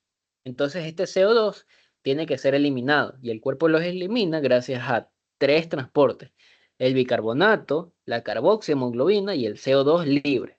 El CO2 libre es el que se encuentra en menor cantidad, porque al ser un gas puede pasar por el torrente sanguíneo, ¿ya? Difunde nomás, ¿ya? Pero el que se encuentra en mayor cantidad va a ser el bicarbonato y la carboxihemoglobina. ¿Ya? Este va a ser el compuesto, la carboxihemoglobina, el compuesto que se va a encargar de atrapar estos iones hidrógenos, ¿ya? Me imagino que han de ver que hay diferentes tipos de amortiguadores, como ya les había dicho. Uno de ellos es el bicarbonato, otro de ellos es la hemoglobina, que se encuentra dentro del glóbulo rojo, ya que es esta de aquí que estamos viendo, la carboxihemoglobina. Hay otros amortiguadores que el fosfato, por ejemplo, ¿ya? Pero estos son los más importantes, porque estos de aquí van a estar realizando este mecanismo a diario, ¿ya? En todo momento está ocurriendo esto en nuestro cuerpo, para eliminar el CO2 y mantener el equilibrio en nuestro organismo. Entonces, les había mencionado que el bicarbonato llega por el torrente sanguíneo al pulmón, ¿ya? Y en el pulmón se une a estos hidrogeniones, y ahí al unirse a estos hidrogeniones que se encuentran libres, ¿ya? Se transforman en ácido carbónico, y el ácido carbónico se va a descomponer en CO2, que es eliminado en la expiración al momento de nosotros botar aire, y en agua. Y el agua puede salir como vapor de agua. Al momento de nosotros respirar, de meter aire, estamos metiendo oxígeno. Entonces, les había dicho que el glóbulo rojo que llega al pulmón no va a tener el oxígeno, porque aquí es donde se recarga de oxígeno, va a tener hidrógenos, ¿ya? ¿Por qué? Porque va a ser transportado gracias a la carboxihemoglobina, ¿ya? Entonces, al tener este hidrógeno adentro, va a estar ocupado, va a estar lleno. Entonces se necesita que este hidrógeno salga de ahí para que se pueda entrar el oxígeno. Y ahí es donde ocurre el intercambio. Ya sale este ion hidrógeno y este ion hidrógeno al salir al pulmón no se puede quedar ahí solo, entonces va a ser amortiguado por el bicarbonato que se encuentra ahí. Y ahí es donde se cumple el primer ciclo. ¿Ya? Y el oxígeno entra al glóbulo rojo. Y el glóbulo rojo sale del pulmón y va a oxigenar más tejidos. Entonces, la parte de abajo es un tejido. Ya. Llega el glóbulo rojo y para oxigenar el tejido tiene que sacar el oxígeno que tiene adentro. Ya. Lo saca, queda vacío adentro. Entonces, en el tejido hay agua y tenemos CO2. Estos dos compuestos se pueden unir. Como les había dicho, esto de aquí es una relación reversible. ¿Ya? Si va para un lado, puede regresarse también. Estamos del lado derecho. El CO2 y el agua. El CO2 y el agua, como les había dicho, pueden volver, transformarse en ácido carbónico y el ácido carbónico se disocia en bicarbonato y en iones de hidrógeno. Es lo que está pasando aquí. Se unen, forman ácido carbónico y se disocian en iones de hidrógeno y en bicarbonato. El bicarbonato viaja por el torrente sanguíneo hasta llegar al pulmón. Ahí otra vez y vuelve y cumple el ciclo en el pulmón. Y el ion hidrógeno se mete al glóbulo rojo y es transportado gracias a la carboxihemoglobina que está dentro del glóbulo rojo. Y esa es la otra forma en la que se transporta el CO2. Ya. Ya. Ya está ahí. Ahora, como les había mencionado, este es un mecanismo ya intermedio. ¿Por qué? Porque necesita ya concentraciones de estos iones de hidrógeno. Ya. En el bulbo, a nivel del tronco, tenemos un grupo de células especializadas que son capaces de identificar el número de concentración de hidrogeniones, ¿ya? Es sensible a las concentraciones de los iones de hidrógeno. Como les había dicho, en nuestra sangre, que es la que medimos al momento de decir que el pH es de 7,35 a 7,45, tiene que tener una concentración, es muy estrecho el margen, ¿ya? Entonces, al pasarse de ese de ahí o al disminuirse de ese de ahí, va a generar cambios, ¿ya? Y este cambio puede ser interpretado, puede ser percibida por estas neuronas, por estas células, perdón, que son especializadas en esto, en percibir estos cambios de concentraciones de iones, sobre todo el de hidrógeno. Entonces, al este grupo de células detectar este cambio, o que aumentó o que disminuyó, va a mandar una señal al pulmón. ¿Para qué? Para ya sea aumentar su trabajo, o sea, respirar más rápido, o disminuir su trabajo, o sea, respirar más lento. Supongamos un caso, que la concentración del CO2 aumenta. Entonces, por ende, se van a producir más iones de hidrógeno. Entonces, van a pasar por aquí o estas células lo van a percibir. Van a percibir este aumento de las concentraciones de estos iones. ¿Qué va a hacer? Va a mandar señales al pulmón. ¿Para qué? Para que elimine este exceso, esta cantidad de CO2, para que se deje de producir estos iones de hidrógeno. Como les había dicho, hablar de CO2 es la parte ácida. Ya hablamos de CO2 como que si habláramos de iones de hidrógeno. Ya. Entonces, el pulmón, al aumentar su trabajo, al aumentar la respiración como tal, nosotros inhalamos más oxígeno, pero asimismo botamos más CO2, más dióxido de carbono. Entonces, indirectamente estamos también eliminando esta acidez, estas concentraciones de iones de hidrógeno. ¿Ya? Y lo mismo pasaría al contrario. Si estas células no detectan la cantidad que debería de haber, va a mandar señales al pulmón para que respire más lento, con el fin de preservar o de contener este CO2 para que se aumente la concentración de estos iones de hidrógeno hasta llegar al equilibrio, hasta la concentración que debería de tener. ¿Ya?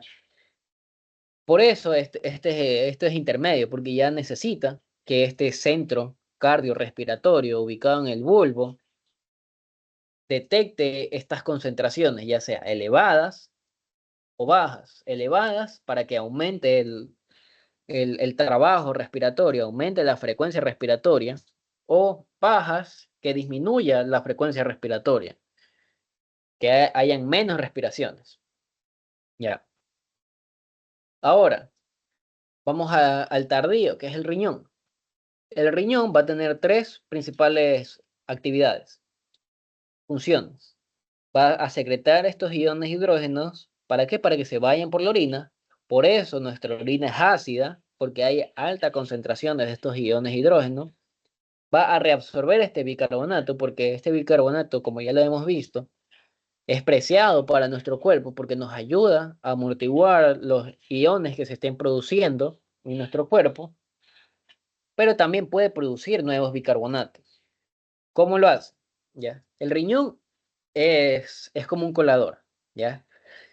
Un colador que se va a conectar a varias mangueras, ¿ya? Y estas mangueras es lo que estamos viendo en la imagen, ¿ya? Tenemos un tubo, ¿ya? Las paredes del tubo es lo que denominamos las células tubulares, que es lo que ven ahí en medio. La luz tubular es la luz del tubo, o sea, es el lumen, ¿ya? Es la parte central del tubo. Por aquí va a pasar todo lo que es desecho, ¿ya? Todo lo que se está filtrando por la sangre, que al final de todo este recorrido va a terminar en la vejiga y se va a llamar orina, ¿ya? Pero hay muchos de estos compuestos que nosotros no queremos que se eliminen, entonces estas células que se encuentran en la pared del tubo las van a volver a absorber, o sea, las van a reabsorber, ¿ya? Las pueden hacer a través de muchos mecanismos, pero el que vamos a ver ahorita va a ser a través de un cotransportador. Co hace referencia de dos y transportador de transporte, ya que los va a mover de un lado a otro. Entonces, en la luz tubular tenemos que se filtró sodio y bicarbonato. Entonces, este sodio es importante porque lo necesitamos como electrolito, ¿ya? Hace muchas funciones el sodio, ¿ya? Entonces, sí o sí, no queremos que se vaya por la orina. Entonces, ¿qué hacemos? Lo reabsorbemos, ¿ya? Pero este es como una transacción, una transacción. Si entra uno, tiene que botar otro, ¿ya? Imaginemos que esta célula está llena. Entonces, en todo momento está llena, no puede entrar uno porque ya está llena. Entonces, al entrar uno, va a tener que salir otro. Entonces, va a funcionar a través de un cotransportador de sodio e hidrógeno. ¿Por qué? Porque entra sodio y sale hidrógeno, ¿ya? Entonces, seguimos más abajo.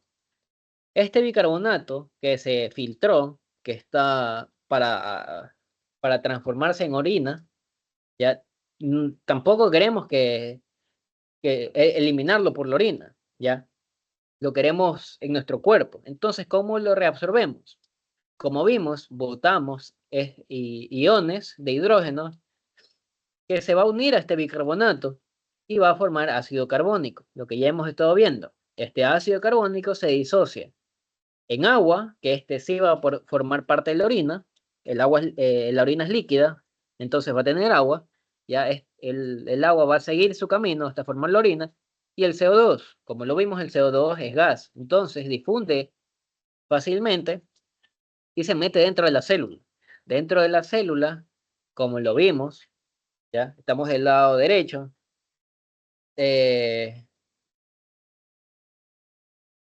Aquí estamos del lado derecho. Se va a unir al agua, va a formar ácido carbónico y se va a descomponer en bicarbonato e hidrogeniones. ¿Ya? Lo mismo está pasando aquí. El CO2 que entra a la célula se une con el agua que hay dentro de la célula y se transforma en ácido carbónico que se va a disociar en bicarbonato, que es el que estamos reabsorbiendo, y lo botamos hacia adentro, lo regresamos a nuestro cuerpo, y el hidrogenión, que va a ser expulsado por el transportador sodio-hidrogeniones, el cotransportador, perdón. Ya, si se dan cuenta, aquí también es un ciclo que se está repitiendo. Ya. Ahí ya vimos dos de las tres funciones que realiza el riñón. Secreción de hidrógenos, que a través de este cotransportador sodio-hidrogenión, ya que bota o secreta el hidrogenión para que se vaya a la orina. Y la reabsorción del bicarbonato filtrado, que es el bicarbonato que teníamos en la luz tubular, lo vamos a tener acá dentro de la célula para volverlo a meter en el cuerpo. ¿Ya? ¿Y cómo se producen nuevos bicarbonatos? Lo mismo. Si se dan cuenta, ahora el CO2 no va a venir de la luz tubular. Por eso este de aquí se llama nuevo, porque no se está reabsorbiendo. ¿Ya? No proviene de un bicarbonato que se encuentre adentro. ¿Ya? Entonces tenemos un CO2 que se produce de alguna célula, que lo tenemos dentro de nuestro organismo, y se va a unir al agua que tenemos dentro de la célula, se va a formar ácido carbónico, y este ácido carbónico se descompone en bicarbonato, que vuelve adentro de nuestro cuerpo, y ese es el que decimos o denominamos como un nuevo bicarbonato. ¿Ya? Es importante que conozcan esto de aquí porque gracias a esto de aquí es que nosotros le podemos dar nombre a las patologías, como les había mencionado. Acidez quiere decir que el pH está bajo. Alcalosis quiere decir que el pH está elevado. Ya, y esas dos patologías a su vez se van a dividir en metabólicas y en pulmonares. Metabólicas hace referencia al riñón. Y en el riñón, ¿qué encontramos? Es el bicarbonato. ¿Ya? Y pulmonar hace referencia al pulmón. Y en el pulmón que habíamos dicho que actúa es el CO2. Ya. Eso ténganlo ahorita presente y muy en cuenta para lo que vamos a ver ahorita, que es el desequilibrio ácido-base, ya que es en sí la patología que nos interesa, porque esto de aquí es lo que van a ver hasta ahorita, yo lo sigo viendo. Me imagino que lo van a ver en fisiología, 1, 2, en semiología, en clínica, yo lo vi, ya. Esto de aquí es muy importante, ya. Aquí algo de introducción, que cómo nosotros medimos esto, o qué prueba solicitamos en el hospital para medir esto de aquí, es la gasometría, porque estos de aquí no dejan de ser gases. La gasometría mide el pH, mide los niveles de bicarbonato y mide los niveles de el CO2, y mide también otros niveles de otros compuestos. Pero ahorita enfoquémonos en esto de aquí. Ya.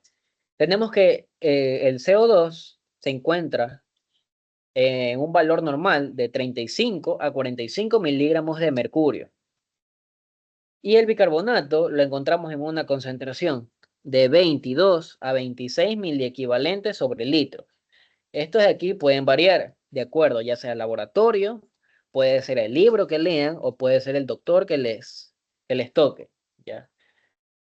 De acuerdo a todos esos de ahí, ustedes tienen que basarse sus valores normales. El laboratorio, ya cuando sean médicos. Su doctor, el que les esté dando clases o en este momento o más adelante. ¿Ya? El valor que les diga a ellos, ese es. Y los libros, pues al momento de ustedes leer un libro, por lo general, esos últimos están desactualizados porque los libros tienen ya años, ya sobre todo los de español, porque se demoran en traducirse. Bueno, ya, me estoy desviando, pero bueno. Tengan en cuenta que estos valores pueden variar, pero en general, yo lo que he visto han sido estos de aquí. Entonces, como les había mencionado, acidosis hace referencia al pH arterial. Nosotros medimos el pH arterial. Tenemos que acidosis es menos de 7,35. Recordemos que el valor normal es de 7,35 a 7,45. Entonces, acidez es todo aquel valor que se encuentre menos de 7,35. Ya 7,34 ya hablamos de una acidosis. Ya. Leve, pero acidosis. Alcalosis es el pH arterial más de 7,45. 7,46 ya hablamos de alcalosis. Ya. Leve, pero alcalosis. Luego tenemos ya apellidos para estas patologías metabólicas y respiratorias, de acuerdo al valor que se encuentre alterado. ¿Ya? Metabólica hace referencia al bicarbonato, si se dan cuenta, metabólica, bicarbonato. Entonces, en una acidosis metabólica tenemos que el pH arterial está disminuido y asimismo el bicarbonato está disminuido. Lo que ya hemos visto antes, la ecuación de Henderson-Hasselbalch. Esta relación es directamente proporcional. Si hablamos del bicarbonato disminuido y el pH disminuido, es una relación directamente proporcional. Si uno disminuye, el otro también. A eso denominamos una acidosis metabólica. ¿Ya? La respiratoria hace referencia a la presión parcial de CO2. Entonces, si tenemos una acidosis respiratoria, el pH está bajo y tenemos un aumento de la PCO2, porque esta relación es inversamente proporcional. ¿Ya? Y lo mismo en alcalosis. Tenemos que la metabólica es directamente proporcional al pH, entonces pH arterial aumentado, por ende bicarbonato aumentado. Lo contrario, alcalosis, pH arterial aumentado, presión parcial de oxígeno, de CO2, perdón, disminuida. Ya, aquí ya tenemos todos los valores de cómo se comportaría en una gasometría, ¿ya? Nosotros al momento de pedir una gasometría nos van a dar valores. 7,34, pongámosle aquí, ¿ya? ¿Por qué? Porque estamos hablando de una acidosis, pH bajo. Entonces, si decimos acidosis metabólica, entonces vamos al pH, acidosis. Primero comencemos con la acidosis, pH bajo, ya. Acidosis. Ahora vamos a darle el apellido. Metabólica, vamos al bicarbonato. Está bajo. Por ende, la PSO2 también va a estar baja. Ya. Si se dan cuenta aquí, las flechas, si nos imaginamos, va a estar para abajo y para abajo. Eso ocurre por lo general en las acidosis metabólicas, en todo lo que tiene que ver con metabólica. Saltémonos y vámonos a la alcalosis metabólica. Como les había mencionado, alcalosis quiere decir pH elevado. Entonces, la flechita para arriba. Metabólica, vámonos al bicarbonato. Si se dan cuenta, está elevado más de 26 mil equivalentes. Entonces, la flechita para arriba. Y la PCO2 va también a estar elevada. La flechita también para arriba. Todo lo que tiene que ver con metabólica, las flechitas van hacia el mismo lado, ¿ya? O suben o bajan, dependiendo de qué nos dice. Si es acidosis, va para abajo, o si es alcalosis, van para arriba. Esto no ocurre en las patologías respiratorias, ¿ya? ¿Por qué? Ya lo vamos a ver. Son inversamente proporcionales. Entonces, acidosis, pH bajo, menos de 7,35. Respiratoria, vamos a la presión parcial del CO2. Va a estar aumentada para arriba, es inversamente proporcional.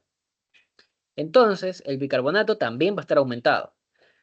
Entonces, si se dan cuenta, aquí en las acidosis respiratorias, las flechas van al contrario hacia donde va el pH. Así como que yo me visualizo mejor. Todo lo que tiene que ver respiratoria va al contrario de donde va el pH. Entonces, respiratoria, vamos a la alcalosis, perdón. Es respiratoria, entonces va al lado contrario. Entonces, sin ver los valores, digo, alcalosis, el pH está para arriba. Entonces, si es respiratoria, si el pH está para arriba, o sea, está más de 7,45, tendríamos que tener el valor ya sea de la PCO2 y del bicarbonato hacia abajo, o sea, bajos. Y aquí están. menos de 35 miligramos de mercurio y menos de 22.000 equivalentes. Ya. Entonces, recapitulando, acidosis metabólica, todas las flechas van hacia abajo, todos los valores van hacia abajo, todos los valores son menores, ¿ya? Alcalosis metabólica, todos los valores van hacia arriba, son mayores de los normales, y las respiratorias van hacia el lado contrario, donde va el pH.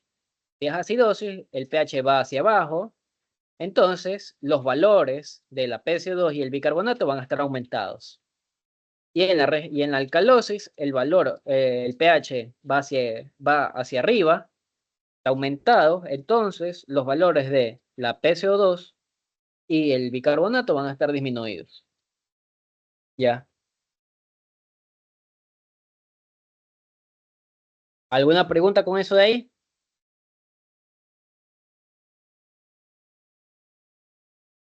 Para ponerles el ejercicio.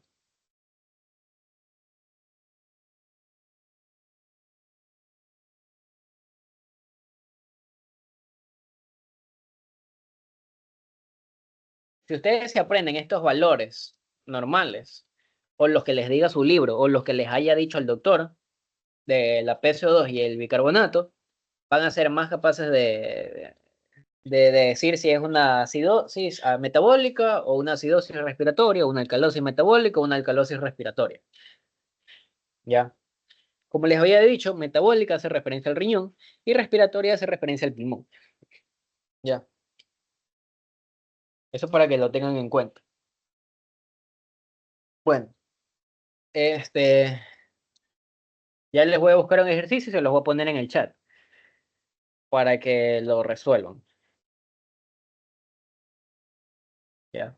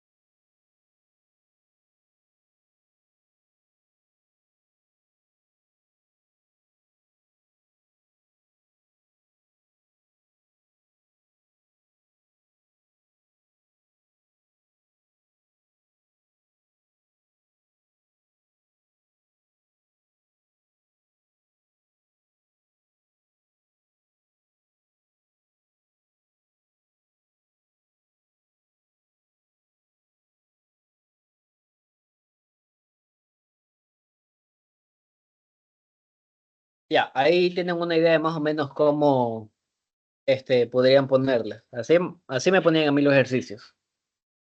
¿Ya? Ahí traten de resolverlo y cuando lo resuelvan, ténganlo ahí un rato y ya les voy a decir para que cada uno lo escriba en el chat su respuesta. ¿Ya? Y ya les voy a poner otro.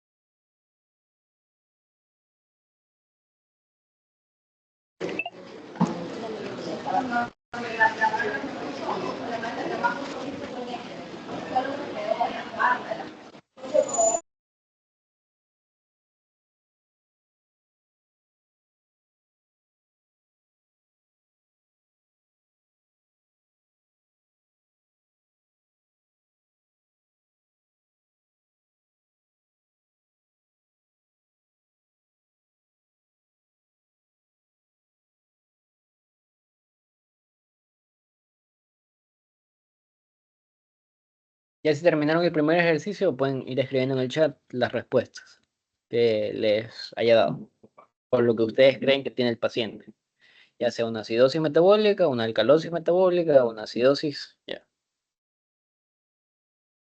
De la primera, claro. Sí, solo de la primera escriban.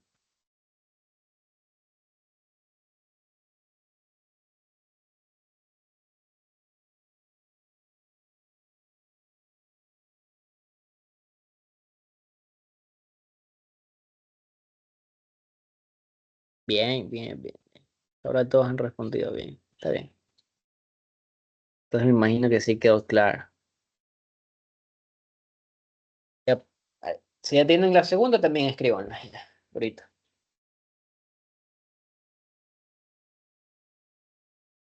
A ver, el primer caso dice, un paciente de 67 años de edad con diabetes tipo 2 presenta cetoacidosis diabética. Los valores de su gasometría arterial son los siguientes. pH de 7,2.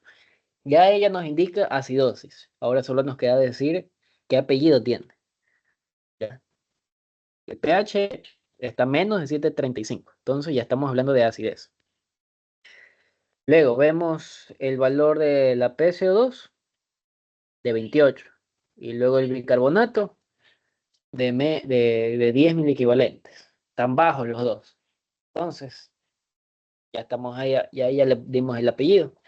El bicarbonato está bajo, acidosis metabólica. Ahora la otra tenemos, a ver qué dicen.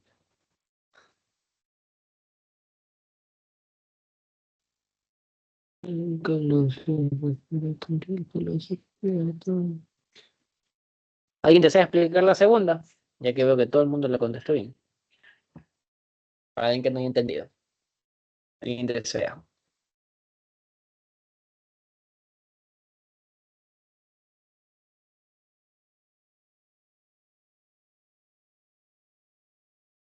Bueno, veo que no. No sean tímidos, chicos. Bueno, una mujer de 32 años de edad presenta ansiedad durante ataques de pánico. Ahí ya nos podemos estar dando una idea de qué está pasando. Ataques de pánico. ¿Qué nos sucede en ataques de pánico? Respiramos muy rápido. Ya, es para que tengan una idea. Durante un episodio experimenta hiperventilación. Ya nos está diciendo que está respirando muy rápido. Hiper, rápido, y ventilación de respirar. Está respirando muy rápido. Los valores de su gasometría arterial son los siguientes. pH 750. Estamos hablando ya de una alcalosis. Ya. pH está elevado. Luego vemos la presión parcial de CO2 está en 25. Y el del bicarbonato está en 22. Tenemos que la PCO2 está baja. Entonces, ¿esto por qué? Porque está hiperventilando. Como les había dicho, al momento de nosotros expirar, exhalar, botar aire, nosotros botamos el CO2. Entonces, esta persona está respirando muy rápido. Entonces, está botando CO2 a grandes cantidades. Eso es lo que le está disminuyendo la concentración de estos hidrogeniones. Por ende, al disminuir la concentración de estos hidrogeniones, va a aumentar el pH. Ya, y ahí ya nos habla de una alcalosis respiratoria. Ya respiratoria ya de una vez porque está hablando ya de ventilar, ataque de pánico, ya nos involucra ya el aparato respiratorio. Ya también lo podemos sacar por ahí. Pero es importante que se sepan los valores porque a veces los casos son confusos, ¿ya? Al momento, ya, esto no creo que lo hayan visto aún, pero los valores de estos pueden variar dependiendo de en qué momento nosotros tomemos estos valores, ¿ya? El pH Este sí o sí nos va a indicar si está acidez, si está con acidez o está con alcalinidad, si está acidótico o está alcalótico, ¿ya?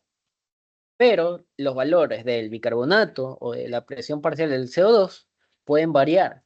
¿Por qué? Porque, como les había dicho, el cuerpo puede compensar estos cambios. Pero estos mecanismos compensadores va a llegar a un punto en el que cedan, ya no van a ser eficaces, ya no van a funcionar, se van a agotar, ¿ya? Y ahí es donde va a variar el valor de estos de aquí. El, co- el pulmón puede fallar en caso de una alcalosis respiratoria, ¿ya? Nosotros tenemos alcalosis respiratoria en este caso. Tenemos que el paciente está hiperventilando, está botando mucho aire, pero supongamos otro caso. Este paciente está hiperventilando, pero tiene una neumonía, tiene un proceso infeccioso en el pulmón, lo que le impide a su vez eliminar el CO2. Entonces, va a llegar a un punto en el que el pulmón se va a cansar, ¿ya? Puede llegar a un fallo respiratorio, ¿ya? Entonces, el valor del CO2 se va a ir acumulando, o sea, el CO2 se va a ir acumulando, porque en todo momento nosotros estamos produciendo CO2. Lo que pasa en este caso es que el paciente no va a poder eliminar este CO2 debido al proceso infeccioso que tiene en el pulmón, ¿ya? Entonces el CO2 se va a aumentar. Ahí es donde nosotros podríamos encontrar una alcalosis, pero con un valor de la PCO2 que se esté elevando, ¿ya? O normal, porque como lo tenemos aquí, está bajo. En una alcalosis el valor de la PCO2 está bajo, ¿ya? Pero en algunos casos, como el que les estoy diciendo, esa es la saturación de oxígeno, ¿ya? Pero ese es otro valor, pero ese ahí no se toma en cuenta para este caso. Para estos casos de aquí, de decir acidosis respiratoria, alcalosis respiratoria, ya. Por ejemplo, en este caso que les estoy diciendo, puede ser que tenemos una alcalosis, sí, porque el pH nos indica que está alcalótico, pero no podríamos identificar si es respiratoria o no. ¿Por qué? Porque el valor de la presión del CO2, el valor de la concentración del CO2 va a estar normal o puede estar aumentada, porque se está acumulando el CO2 por lo que les había mencionado, la infección, la inflamación que tiene en el pulmón. Ya, me explico. Ya, pero eso es mucho más avanzado porque ya estamos hablando de acidosis respiratoria compensada, descompensada. Ya, pero eso ya es mucho más avanzado que ahorita no lo van a ver. O sea, lo van a ver en bioquímica. Pero es para que sepan que este tema no se va a quedar solo aquí. Ya, este tema es mucho más complejo. Pero para ustedes, eh, esto de aquí, que es lo básico, eh, les va a servir para iniciar la carrera. ¿Ya? Así que esta parte de aquí yo diría que es la más importante de todo lo que han visto en química, la verdad. Lo que más van a usar. Junto con las soluciones también. Pero bueno, ya, eso sería todo. De mi parte, gracias por darme su tiempo. ¿Ya? Si tienen alguna duda, pueden escribirme, pueden consultarme. Ahí dejo mi número para quien desee. Ya me puede escribir si tiene alguna duda de la clase o desea alguna duda, no sé. Tiene dudas de cualquier cosa, no solo de química, ya. Yo los puedo ayudar. Ya me escriben nomás y eso sería todo ya, chicos. Ya se pueden retirar. Igual la clase va a quedar ahí grabada. ¿Sí? Sí, dime. Alejandra.